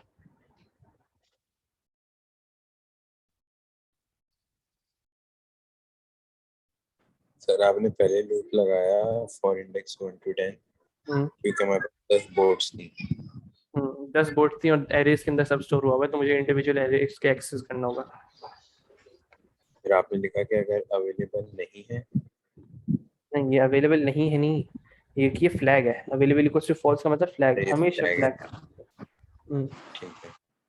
फिर आपने लिखा कि अगर हायर टाइम इंडेक्स मतलब अगर कोई बोर्ड अवेलेबल है तो हम्म फिर फ्लैग को और वो ट्रू कर कहाँ दें लिखा हुआ है, वो कहाँ लिखा हुआ है? हायर टाइम में। हायर टाइम एक एरे है, उसके हर इंडेक्स को मैं चेक करूंगा, और अगर वहां पे अवेलेबल है तो फिर मैं अवेलेबल को ट्रू कर दूंगा। फ्लैग को ग्रीन कर दिया मैंने। सही है, नीचे करें। और फिर आपने लिखा कि वरना टाइम बैक मतलब उसको वापस आने में कितना टाइम लगेगा, तो आपने ऐड टाइम किया है, हम्म, हायर टाइम और ड्यूरेशन को ऐड कर दिया। हाँ, वो कैसे किया वो मेरा ताल्लुक नहीं है। वो एक फंक्शन है ऐड टाइम का। ऐड टाइम का फंक्शन कहाँ से आया? यहाँ से आया, मॉड्यूल से। मॉड्यूल में पहले से बना हुआ था वो। किधर? पढ़ो इसको, ऐड अच्छा टाइम का ऐड मॉड्यूल टाइम पढ़ो। टाइम, ऐड ठीक टाइम है। का मॉड्यूल क्या कर रहा है, एक स्ट्रिंग वैल्यू ले रहा है एज अ पैरामीटर और एक इंटीजर वैल्यू ले रहा है, और उन दोनों को ऐड करके आपको टाइम बता रहा है। सही है। अब आगे। और फिर आपने कहा कि अगर टाइम बैक स्टार्ट टाइम से कम है तो फिर अवेलेबल इक्वल्स ट्रू। हाँ, क्योंकि दो कंडीशन दी हुई थी ना उसने। यहाँ पे देखो, लिस्ट अवेलेबल में उसने कहा है a bot will be available for hire if it is either currently not on hire or due back before the given hire start time. ये वाली लॉजिक जो मैंने समझाई थी ना, राइट पे देखना यहाँ पे, कि अगर बोट वो वापस आ जाए मेरे स्टार्ट टाइम से पहले ही, तो फिर उसको मैं अवेलेबल कंसिडर करूंगा। समझ आई? पढ़ो आगे। आपने ये इफ ये वाला इफ खत्म कर दिया, हर टाइम अवेलेबल नॉट अवेलेबल। हाँ, फिर आपने नया इफ शुरू किया, अवेलेबल फ्लैग लगाया ट्रू, तो अब मैं फ्लैग चेकिंग कर रहा हूँ। अगर वो अवेलेबल ट्रू हो चुका है, तो इसका मतलब है हाँ भाई बोट अवेलेबल है मेरे पास। अगर बोट अवेलेबल है तो मुझे क्या क्या आउटपुट करना है, उस पर्टिकुलर बोट का इंडेक्स। इंडेक्स से कैसे पता चलेगा कि भाई बोट नंबर 5 है? ये बेसिकली मैंने मैसेज लिख कर दिया यहाँ पे। आपने क्या मैसेज लिखा है कि output bot index is available, दोनों string hmm bot number equal bot number plus 1। अच्छा आपने काउंट लगा दिया। काउंटिंग कर दी। कब काउंटिंग करेंगे, कब काउंट ट्रू होगा? जब अवेलेबल ट्रू हो जाएगा। तो ये कंडीशन लगाना सही। बहुत जरूरी है। तो इसका एल्स है, अगर नहीं होती ट्रू फिर क्या चीज? इसका एल्स किधर है? मतलब आपने लिखा ना इफ अवेलेबल इक्वल्स ट्रू, अगर अवेलेबल देखो, इक्वल्स फॉल हो जाए फिर? अवेलेबल को फॉल्स हो जाए तो बस सही है, लूप से बाहर आ जाओ। जरूरी नहीं है एल्स करना हमेशा। अगर आपको एल्स की जरूरत होती है जब इस्तेमाल करते हैं। अच्छा, फिर आपने ये वाला इफ भी बंद कर दिया, फिर आपने एक नया इफ शुरू किया, हम्म, ये बोट वाला इफ क्यों क्या स्टार्ट लिखा है किया? Boat. If boat num available, ये काउंटिंग के लिए मैंने इस्तेमाल किया है। ये वाला जो काम है ना, मैंने ये क्यों किया, पहले इसको पढ़ो फिर मैं बताता हूँ मैंने क्यों किया ये। If boat num available is greater than अच्छा, जीरो और देन। आखिरी वाला हाँ, ये बस आखिरी का कोड पढ़ो। वो मैसेज प्रिंट कराने के लिए एंड का। देखो, उसने मुझे आखिर में कहा था, ये आखिर की 2 लाइनें पढ़ो लिस्ट अवेलेबल की। Output the total number of boats available और a suitable message if there are none. हर एक एक चीज का मार्क है, और a suitable message if there are none. ये कैसे करूंगा मैं? अगर मैं सिर्फ यहाँ पे कर देता बोट नम अवेलेबल, और अगर कोई भी बोट अवेलेबल नहीं होती तो उसमें आउटपुट क्या आता? जीरो आता। ऐसे ही है। जी लेकिन मुझे वो आउटपुट नहीं चाहिए, मुझे आउटपुट क्या चाहिए? एक सूटेबल मैसेज चाहिए। वो मैं कैसे कर सकता हूँ? इफ स्टेटमेंट लगा के। मैंने कहा अगर अगर boat num available is greater than zero, मतलब अगर बोट नम अवेलेबल है, तो गौर से सुना, अगर बोट नम अवेलेबल है तो क्या आउटपुट करना है? There are boat num available. Boat num available में मैंने एक सूटेबल मैसेज लिखा है कि देर आर 5 बोट्स अवेलेबल, ऐसे करके मैसेज आ जाएगा। Else output sorry no boats available. ये वो वाला आगे सूटेबल मैसेज वाला concept, if there are none. समझ आई? जी और उसको एंड प्रोसीजर करना जरूरी है। मसला? नहीं अब सब बताएं मुझे, किसी को कोई मसला है इस पर्टिकुलर कोड में?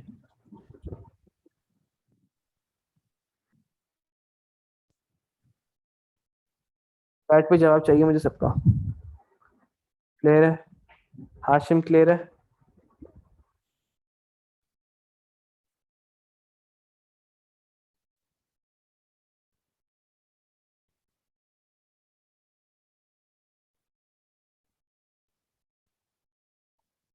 अब आप लोग जितने सवाल देखेंगे आप लोगों को ऐसे ही सवाल मिल रहे होंगे।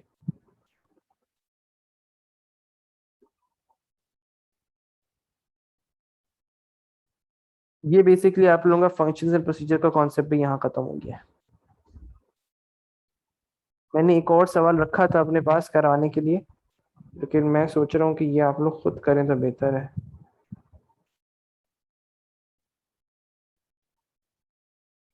कोई सवाल पूछना है फंक्शंस एंड प्रोसीजर के हवाले से?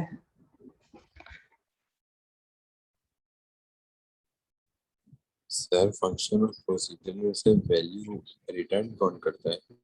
ये चीज फंक्शन और प्रोसीजर में से वैल्यू रिटर्न कौन करता है? फंक्शन रिटर्न करता है, प्रोसीजर रिटर्न नहीं करता। ओके सर, बस यही सवाल था मेरा।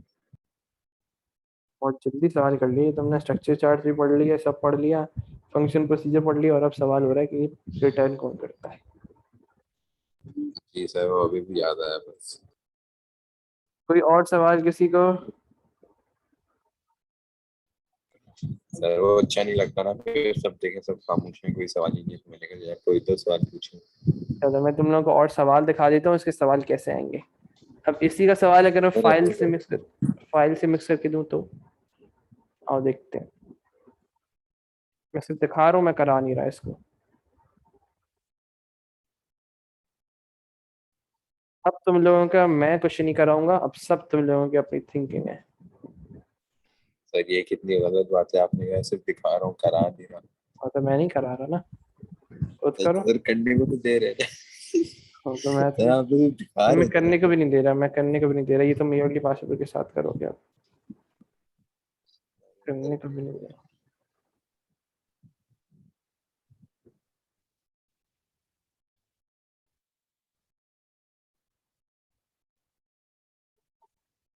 सर आप तो सर बेइज्जती किए जा रहे हैं। सर पेपर 2 में सारे सवाल ऐसे ही आएंगे? मैं पेपर 2 दिखा दूं तुम्हें? नहीं मतलब क्वेश्चन 6 के बाद सारे इसी तरह के होंगे? मैं दिखाता हूँ, एक सेकंड पूरा पेपर दिखा देता हूँ भाई, आप टेंशन नहीं। आओ जी। बिस्मिल्लाहिर्रहमानिर्रहीम। डटडी डटडी डटडी डटडी टू ईयरली।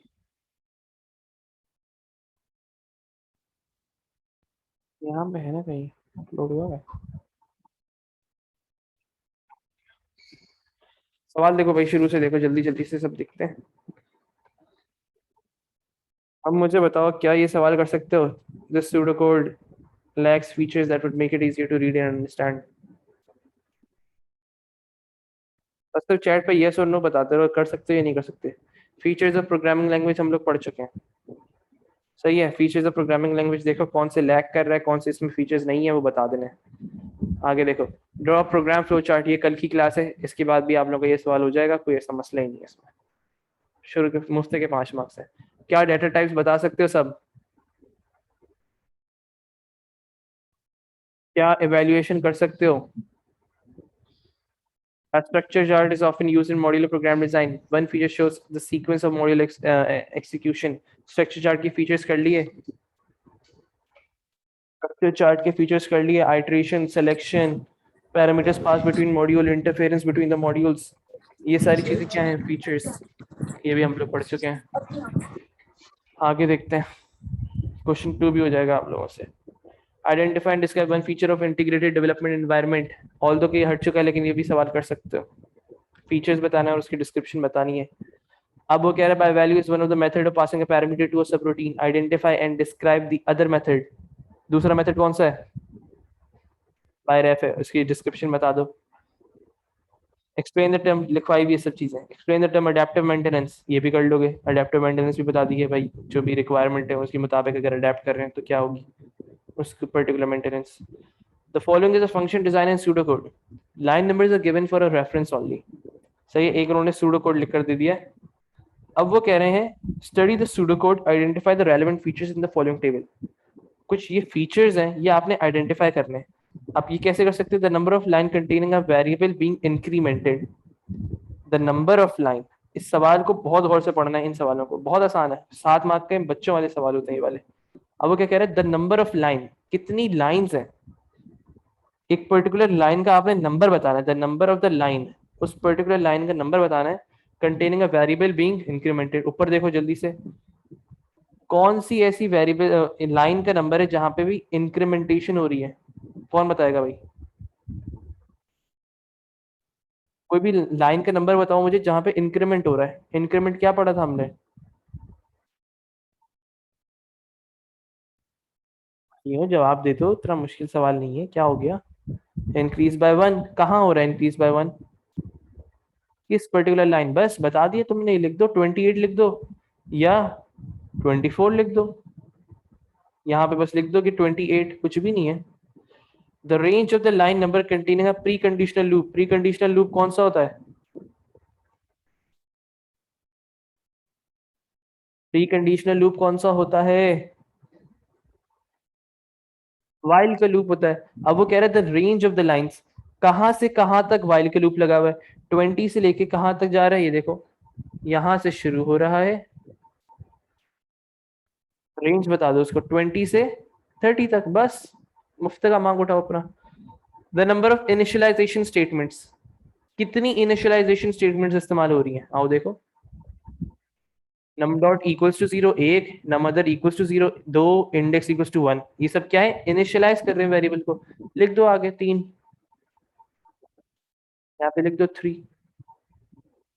इनिशियलाइजेशन समझ आई सबको? कोई भी उसको पहले से इनिशियल वैल्यू असाइन करना। आगे पढ़ते हैं। The number of line containing a logical operator. Logical operator क्या पढ़ा था भाई हमने?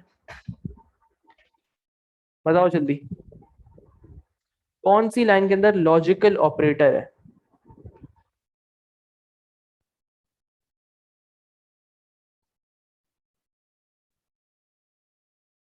कौन सी लाइन में लॉजिकल ऑपरेटर है? नहीं, आंसर ही नहीं। लॉजिकल ऑपरेटर हमने दो पढ़े, एक और पढ़ा है और एक एंड पढ़ा है। कहाँ कहाँ इस्तेमाल हो रहा है? लाइन नंबर 20 में इस्तेमाल हो रहा है। अच्छा तो हाँ सारी तुमने 20 लिखा था, हाँ फिर सही है। अगर 20 लिखा था फिर सही है। सॉरी, मैंने 22 किसने लिखा था? ये अब्दुल्ला खान ने लिखा था। हम वो गलत है। तो जहाँ पे भी और एंड इस्तेमाल हो रहा है वो आपकी लॉजिकल ऑपरेटर, यहाँ पे लिख दो भाई line 20। The range of line number containing a selection statement. Selection statement क्या होती है? If statement. बता दो भाई कहाँ से कहाँ तक हो रही है। 22 से कहाँ तक जा रही है? 27 तक बता दो, खत्म बात। The name of a built in function. Built in function कौन सा इस्तेमाल हो रहा है भाई बताओ? इस पर्टिकुलर कोड में कौन सा बिल्ट इन फंक्शन इस्तेमाल हो रहा है? बिल्ट इन फंक्शन हम लोगों ने पढ़े थे, कौन सा बिल्ट इन फंक्शन इस्तेमाल हो रहा है? भाई इतना टाइम नहीं लगना चाहिए अल्लाह के बंदो। ये लिखा हुआ mid. Mid basically built in function है जो हम इस्तेमाल कर रहे हैं, यहाँ पे लिख दो मिड। समझ आई? The name of a parameter, parameter कहाँ से पता चलेगा, ये रहा इन स्ट्रिंग। कोई मुश्किल चीज इसमें, मुफ्ते के 7 मार्क्स मिल जाएंगे। कहाँ तक हमने सब पढ़ा हुआ है, आगे देखते हैं। इसको छोड़ दो, ये स्ट्रक्चर्ड इंग्लिश है, मैं कराऊंगा, मसला ही नहीं इसका भी। स्ट्रक्चर्ड इंग्लिश बेसिकली कुछ भी नहीं है, बस आपने इंग्लिश के अंदर वो लिखना होता है अपनी सूडो कोड को, हम देख लेंगे, कोई ऐसा मुश्किल चीज नहीं। क्या कह रहा है ये, write pseudocode to implement the program. You should use instr contains a string to be checked. It has been assigned a value. The element of the array result have all been initialized to 0. The ASCII value of A is 65. You should assume the following lines of pseudocode have been written. Declare मतलब array declare हुआ है, सब चीजें declare हुई हैं. Declare any further variable you use. Refer to the appendix on page 16 to 17. करना क्या है हम लोगों को, write pseudocode to implement the program. तो ये बेसिकली रिलेटेड है इस क्वेश्चन से। ये जो चीजें लिखी हुई हैं इसको आपने सूडो कोड के अंदर लिखना है। ये स्ट्रक्चर चार्ट का है, बहुत छोटा सा कॉन्सेप्ट है, मुश्किल से 15 मिनट लगेंगे मुझे समझाने में। तो ये आप लोगों ने बेसिकली इस कोड को सूडो कोड के अंदर लिखना है। Start at the beginning of the string, select a character from the string, convert the character to upper case, check whether the character is alphabetic and increment as required. ये सब कर सकते हो तुम लोग, कोई ऐसे इसमें मुश्किल चीज नहीं है, लेकिन फिर भी बस एक छोटी सी मुझे क्लास लेनी पड़ेगी इसकी ना। पढ़ लो उसको। सिलेक्ट करना है कैरेक्टर को, उसको कन्वर्ट करना है अपर केस के अंदर, कन्वर्ट करने के बाद check whether the character is alphabetic and increment as required, repeat from step 2। ये सब पढ़ लोगे ना जब तुम क्वेश्चन नंबर 4 की चीज है, तो ये भी हो जाएगा पार्ट बी। और ये आसान सवाल होता है, कोई इतना मुश्किल सवाल नहीं होता, 7 मार्क का। मेन सवाल स्टार्ट हो रहा है आपका यहाँ से, question number 5। The following pseudocode checks whether string is a valid or invalid. Describe the validations rules that are implemented by this pseudocode. Validation के सारे रूल्स हम लोगों ने पढ़े हुए, कौन कौन से रूल्स पढ़े हुए हैं, लेंथ चेक, रेंज चेक, वो सब चीजें हम लोगों ने पढ़ी हुई हैं। यहाँ पे उनको डिस्क्राइब कर दो। पार्ट बी देखो, पार्ट बी इसको कहते हैं ट्रेस टेबल। ट्रेस टेबल तो कुछ मुश्किल चीज है ही नहीं इसमें। ट्रेस टेबल में क्या है, result, check password, Jim plus Smith,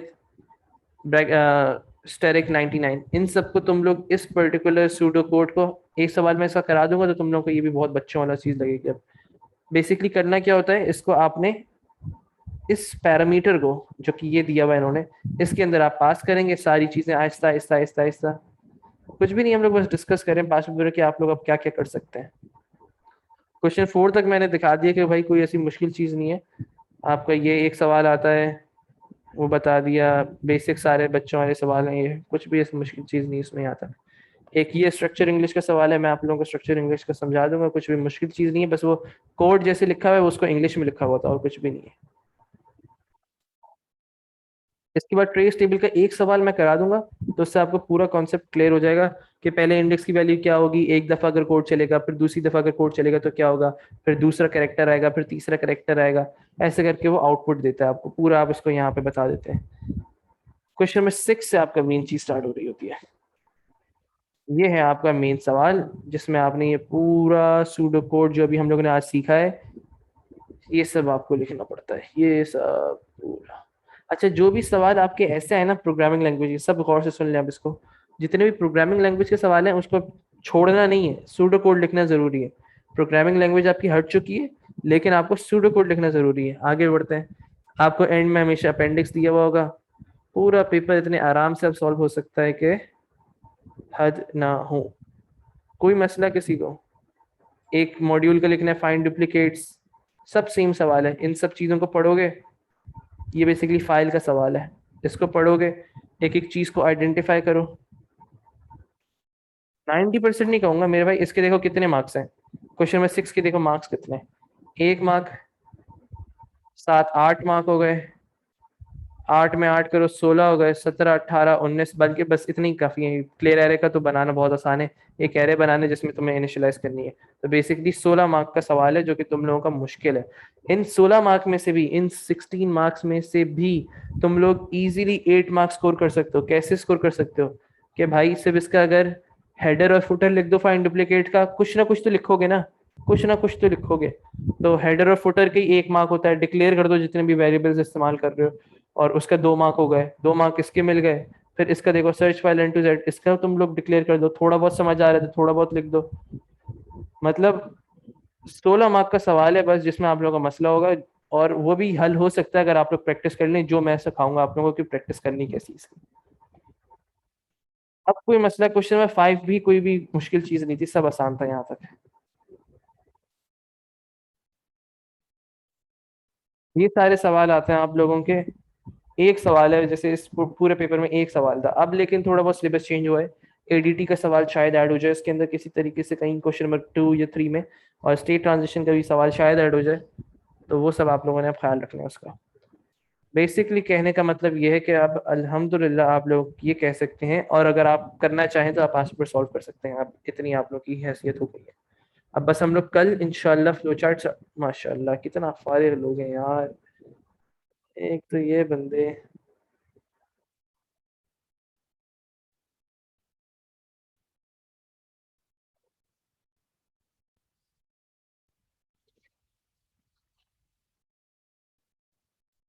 लेकिन सर भले तो कहने में और मेरे कहने में जमीन आसमान का फर्क है, हाँ या ना? अगर मैं कह रहा हूँ तो मैं करके दिखा रहा हूँ कि आपसे ये सवाल सॉल्व हो जाएगा, ये भी सवाल सॉल्व हो जाएगा। अडेप्टिव मेंटेनेंस हमने पढ़ ली, बाय रेफरेंस का मेथड हम लोगों ने पढ़ लिया, features of programming language ID के फीचर्स हम लोगों ने पढ़ लिए, एक स्ट्रक्चर चार्ट के जितने भी फीचर्स होते हैं हम लोगों ने पढ़ लिए, इवेल्युएशन का कॉन्सेप्ट हम लोगों ने देख लिया, बहुत ही आसान है, लेफ्ट का फंक्शन अप्लाई करो, एंड कर दो राइट के साथ, इसकी प्रैक्टिस आप लोगों ने करनी है। डेटा टाइप का कॉन्सेप्ट हम लोगों ने कर लिया, फ्लो चार्ट का कॉन्सेप्ट आप लोगों को कल ख़त्म हो जाएगा इंशाअल्लाह, तो कोई भी इसमें मुश्किल चीज़ है नहीं। उसके बाद features of a programming language आप लोगों ने कर लिए। 75 मार्क का पेपर है, 2 घंटे का आपका पेपर होता है। अगर आप क्वेश्चन, हाँ अभी सिर्फ फ्लो चार्ट रह गए हैं, एब्स्ट्रैक्ट डेटा टाइप आपका नया चैप्टर ऐड हुआ है वो रह गया है, और आपका क्या रह गया, बस बबल सॉर्ट है, वो मैं आपको करवा दूंगा, रट्टा मारना है आप लोगों को, कुछ नहीं है इसमें। आप पूछो किसी को कोई सवाल। 2 घंटे का पेपर है, कैसे सॉल्व करना है वो हम लोग 10 सितंबर को डिस्कस करेंगे, और आपने तैयारी अपनी कैसे करनी है। अब आप लोग ये, अभी भी आप लोग अगर पेपर करने बैठोगे तो तुम लोगों का बी या सी ग्रेड बनेगा, सही है? अगर अभी पेपर करने बैठोगे बी या सी ग्रेड बनेगा, मुझसे लिख कर रख लो पहली चीज, सही है? अब तुम लोगों ने क्या करना है, उस बी ग्रेड को ए ग्रेड पे कैसे लेकर आना है वो हम लोग डिस्कस करेंगे इंशाल्लाह 10 सितंबर को। और देखो, मैं बी ग्रेड क्यों कह रहा हूँ, क्योंकि ये जो थ्योरी वाले सवाल हैं ये तब हो जाएंगे, इससे तो आप लोगों का बी ग्रेड तक, तो बी या सी ग्रेड तक बन सकता है, अगर आप लोग बस कर दो बी काफी है। लेकिन आप लोगों को ये क्वेश्चन नंबर 6 और 5 जो सूडो कोड रिलेटेड क्वेश्चन है वो भी आने चाहिए। अब वो कैसे करेंगे वो इंशाल्लाह हम लोग 10 सितंबर को सीखेंगे। अब आप लोगों को मैं क्या दूं, कल हम लोग फिर एक काम करते हैं, बल्कि कोई होमवर्क देना तो भी फालतू आप लोगों के लिए, अभी फिर छोड़ो। 10 सितंबर से आप लोगों को डेली होमवर्क का होगा फिर सीन, वो हम लोग उसी दिन डिस्कस कर लेंगे। 2 घंटे का पेपर है, 75 मार्क्स में से अगर तुम लोग 16 मार्क निकाल देते हो, बाकी सब की तैयारी कर लेते हो, तो 75 माइनस 16, सपोज करो 20 मार्क निकाल लो तुम लोग, तो फिर भी 55 मार्क्स आ रहे हैं। अगर मैं इसका ग्रेड थ्रेशोल्ड निकालूं, देखते हैं कितना बनता है।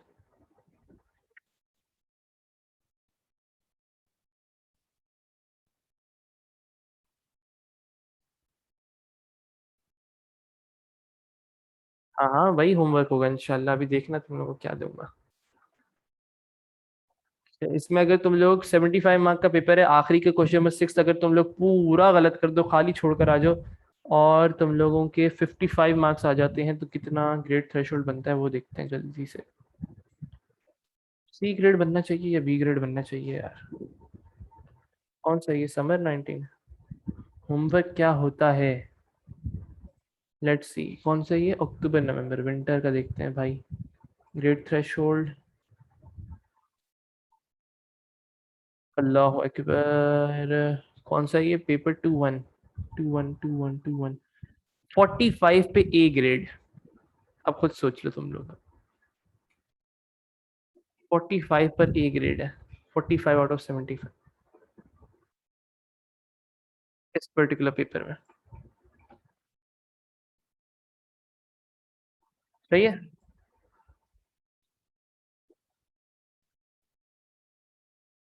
कंपोनेंट 2 1 75, अगर 37 भी मार्क्स आ जाएंगे तो बी ग्रेड बनता है। ओ भाई अल्लाह के बंदो, hello hello hello hello hello hello, A levels भी कोई चीज होती है, A2 में भी ग्रेड चाहिए होता है, तो उसके भी मार्क्स ऐड होंगे, तो इसमें खुश मत हो इतना। बस तुम लोगों ने कितना करना है कि भाई इतना थ्योरी को अपना पक्का कर लो, और सूडो कोड का मैं तैयारी करवा दूंगा इंशाल्लाह, 10 सितंबर के बाद वो भी हो जाएगी। इतना तो कर लोगे कि तुम लोग के 16 मार्क में से 8 तो आ ही जाए।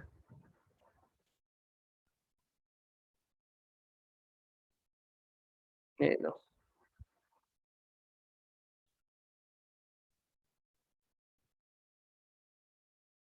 क्लियर है, कोई मसला अब किसी को? कल फिर इंशाल्लाह हम लोग फ्लो चार्ट्स कर लेंगे। बाकी आप लोगों का जो है, बाकी मुझे नहीं लगता कि कोई मुश्किल चीज़ है। कभी फ्लो चार्ट दे देगा, कभी फ्लो चार्ट की जगह स्ट्रक्चर चार्ट का सवाल दे देगा, कभी एडीटी का सवाल दे देगा, या तो स्टेट ट्रांजिशन दे देगा। क्या मसला है अमर, बोलो।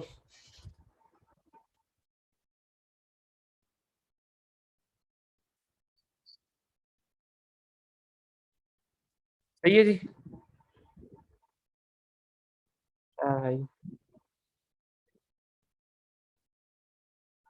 ठीक है ब्रादरान, आपसे कल मिलते हैं फिर इंशाल्लाह। मैं देख लेता हूँ। हाँ दे दो जाके, तुम जाओ, तुम टाइम दे दो।